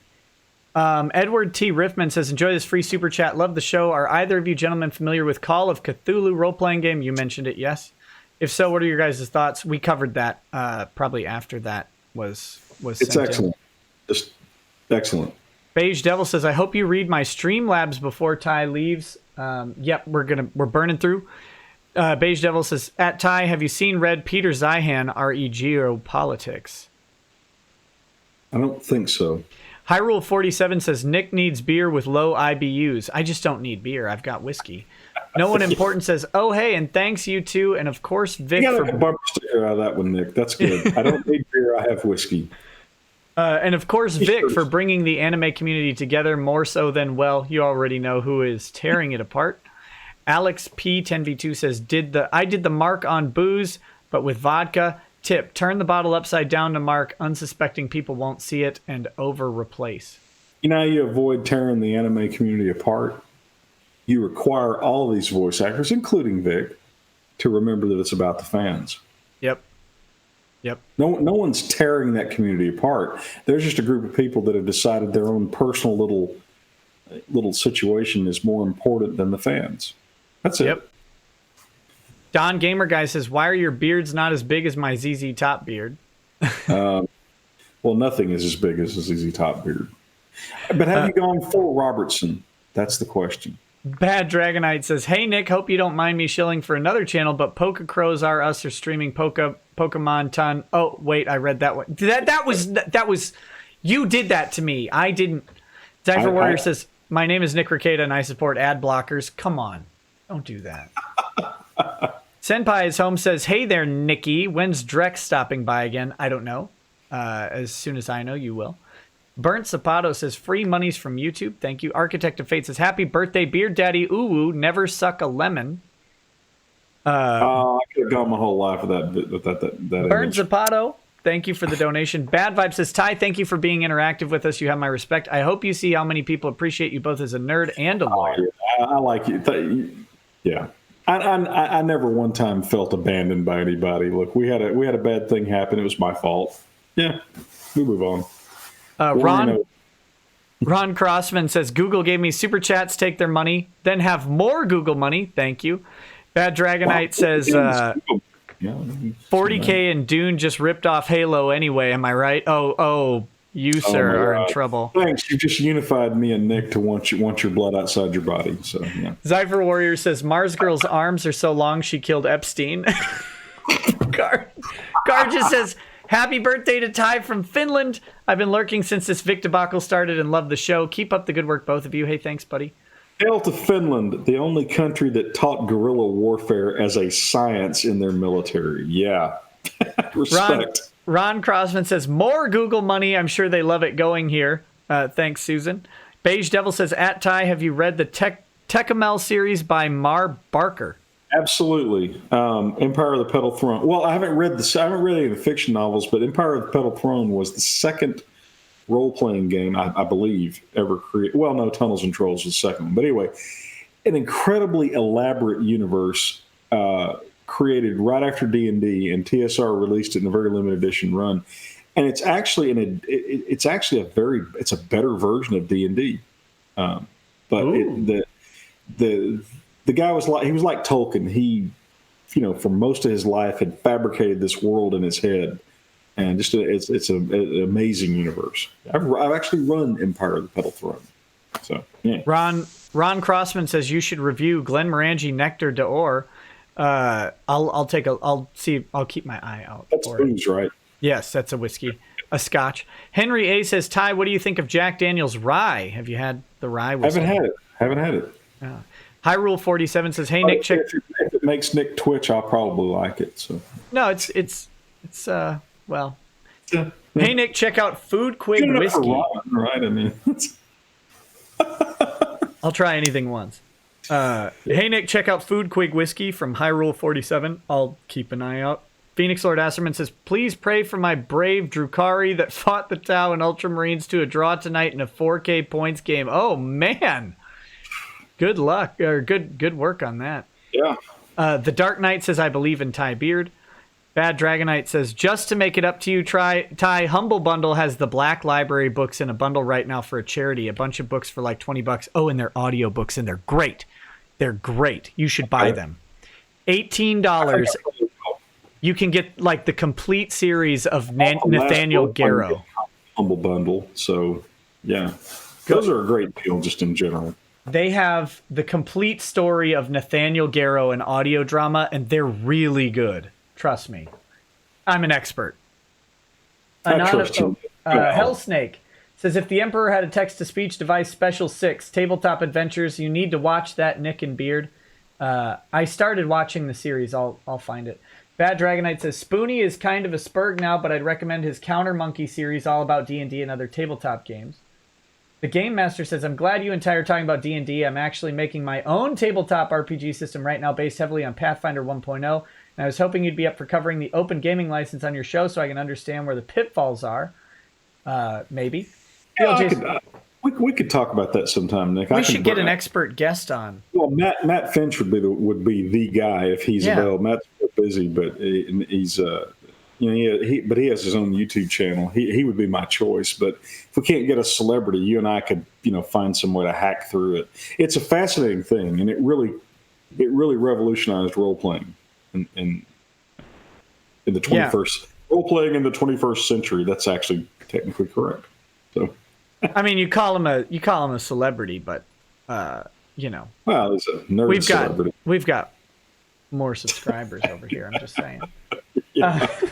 TLJ Screwjob says, "Hey Nick, could Vic's side point out that Monica said 5 to 6 tweets under Funimation sexual harasser tweet that there were multiple investigations, evidence, etc., and say try and find any evidence besides Vic's just stifling free speech." It's in there. It's actually in the filings already. Beige Devil says, "Hi Ty. Since the new Midway movie came out, check out Mana Meyer's channel for a great video on the Japanese perspective." I am embarrassed to say that I have yet to see that movie, and it's a source of eternal shame to me. I've got to get loose tomorrow and go see it. Flagellate yourself. I hear it's really good, which is surprising. Beige Devil says, also for Ty, since you don't have a lot of spare for wargaming, check out Horizon Wars by Roby Jenkins. Near future combine arms with mechs, simple, fast, D12-based systems. I've got it. And in fact, I'm still working on the sci-fi version of Fistful of Toes, Railgun 2100. That's myself, again, time. But yeah, Horizon Wars is pretty good. In fact, it was a pretty big seller on Wargame Vault. And since you said you haven't played the latest 40K, try Grimdark Future by One Page Rules. Also, by the way, I've got that too. I love those little. There's several different variations of that. Read Empire by Orson Scott Card. By the way, read it. Trust me. Anything by Orson Scott Card is going to be good.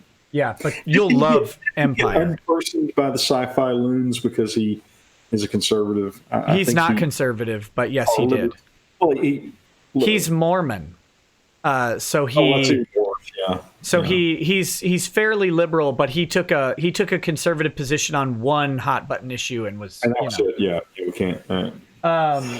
Blue Samurai Zero says, "Hey Nick et al. Tonight while putting mats away after judo class, I hoisted wrong and damaged my right elbow forearm, pronator teres, some brachioradialis and connective tissue that keeps tendons in place. If any of y'all are the praying type, it's much appreciated." Oh yeah, man. That sounds very painful.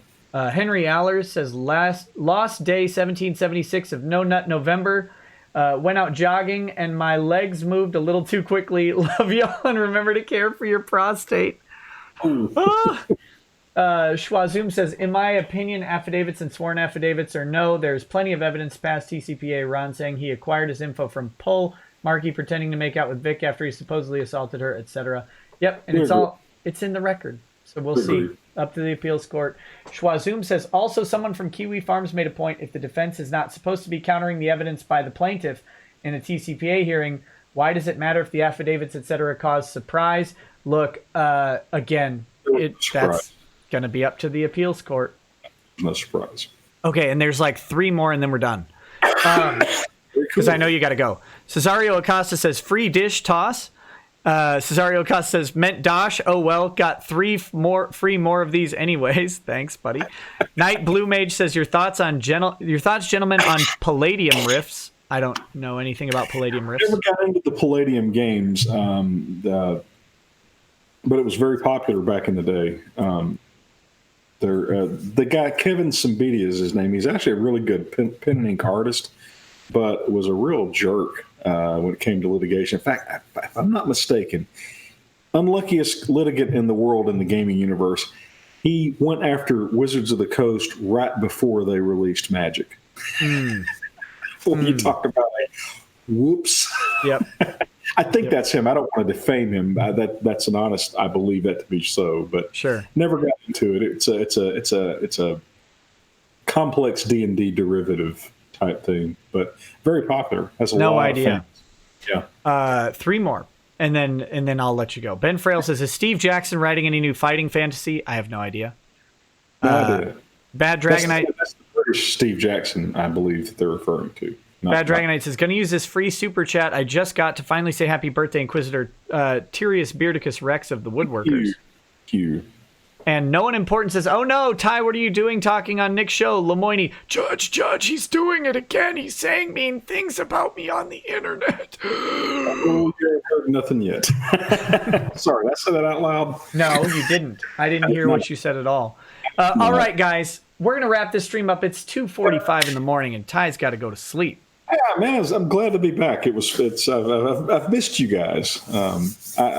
I was afraid that people might have thought I was hiding or something. I'm not hiding. I've just been, insanely very, busy. very busy. And that's going to continue probably through December, it looks like.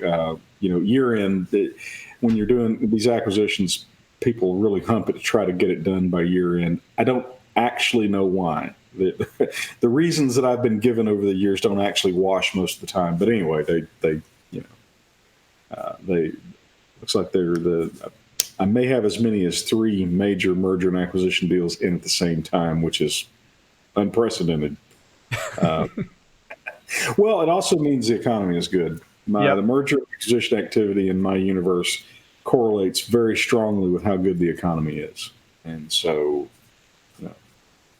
if you guys out there that have got businesses, if you think you might want to be selling in the next few years, you ought to be looking at doing it right now, because the amounts you're paying for closely held companies is higher than I've ever seen, just as a generalization. So. Yep. All right, guys. Well, thanks for hanging out tonight. We are going to shut down the stream. I will be over on Twitch. This is the final warning. There are no more super chats after these 2. From Fluffy Side Up says, you guys should check out Malefics by Weird Games, a steampunk Western Lovecraftian world that's played with a deck of playing cards and encourages cheating. Ty, there's a model named Sue that's a giant Johnny Cash reference. Oh, that's pretty cool. And the Fat Man 50s. The original Castle Falkenstein used playing cards, by the way, way back when, or it's worth it. And the final super chat, no more will be read, so don't send any in. The Fat Man 56 says, so Ty, do you have Robotech, the game from Palladium? I do, actually, oddly. I've got all kinds of crap in my collection. Not that it's crap. I just got I do. I never actually played it, but I do have it somewhere. I can visualize in my head, but yeah.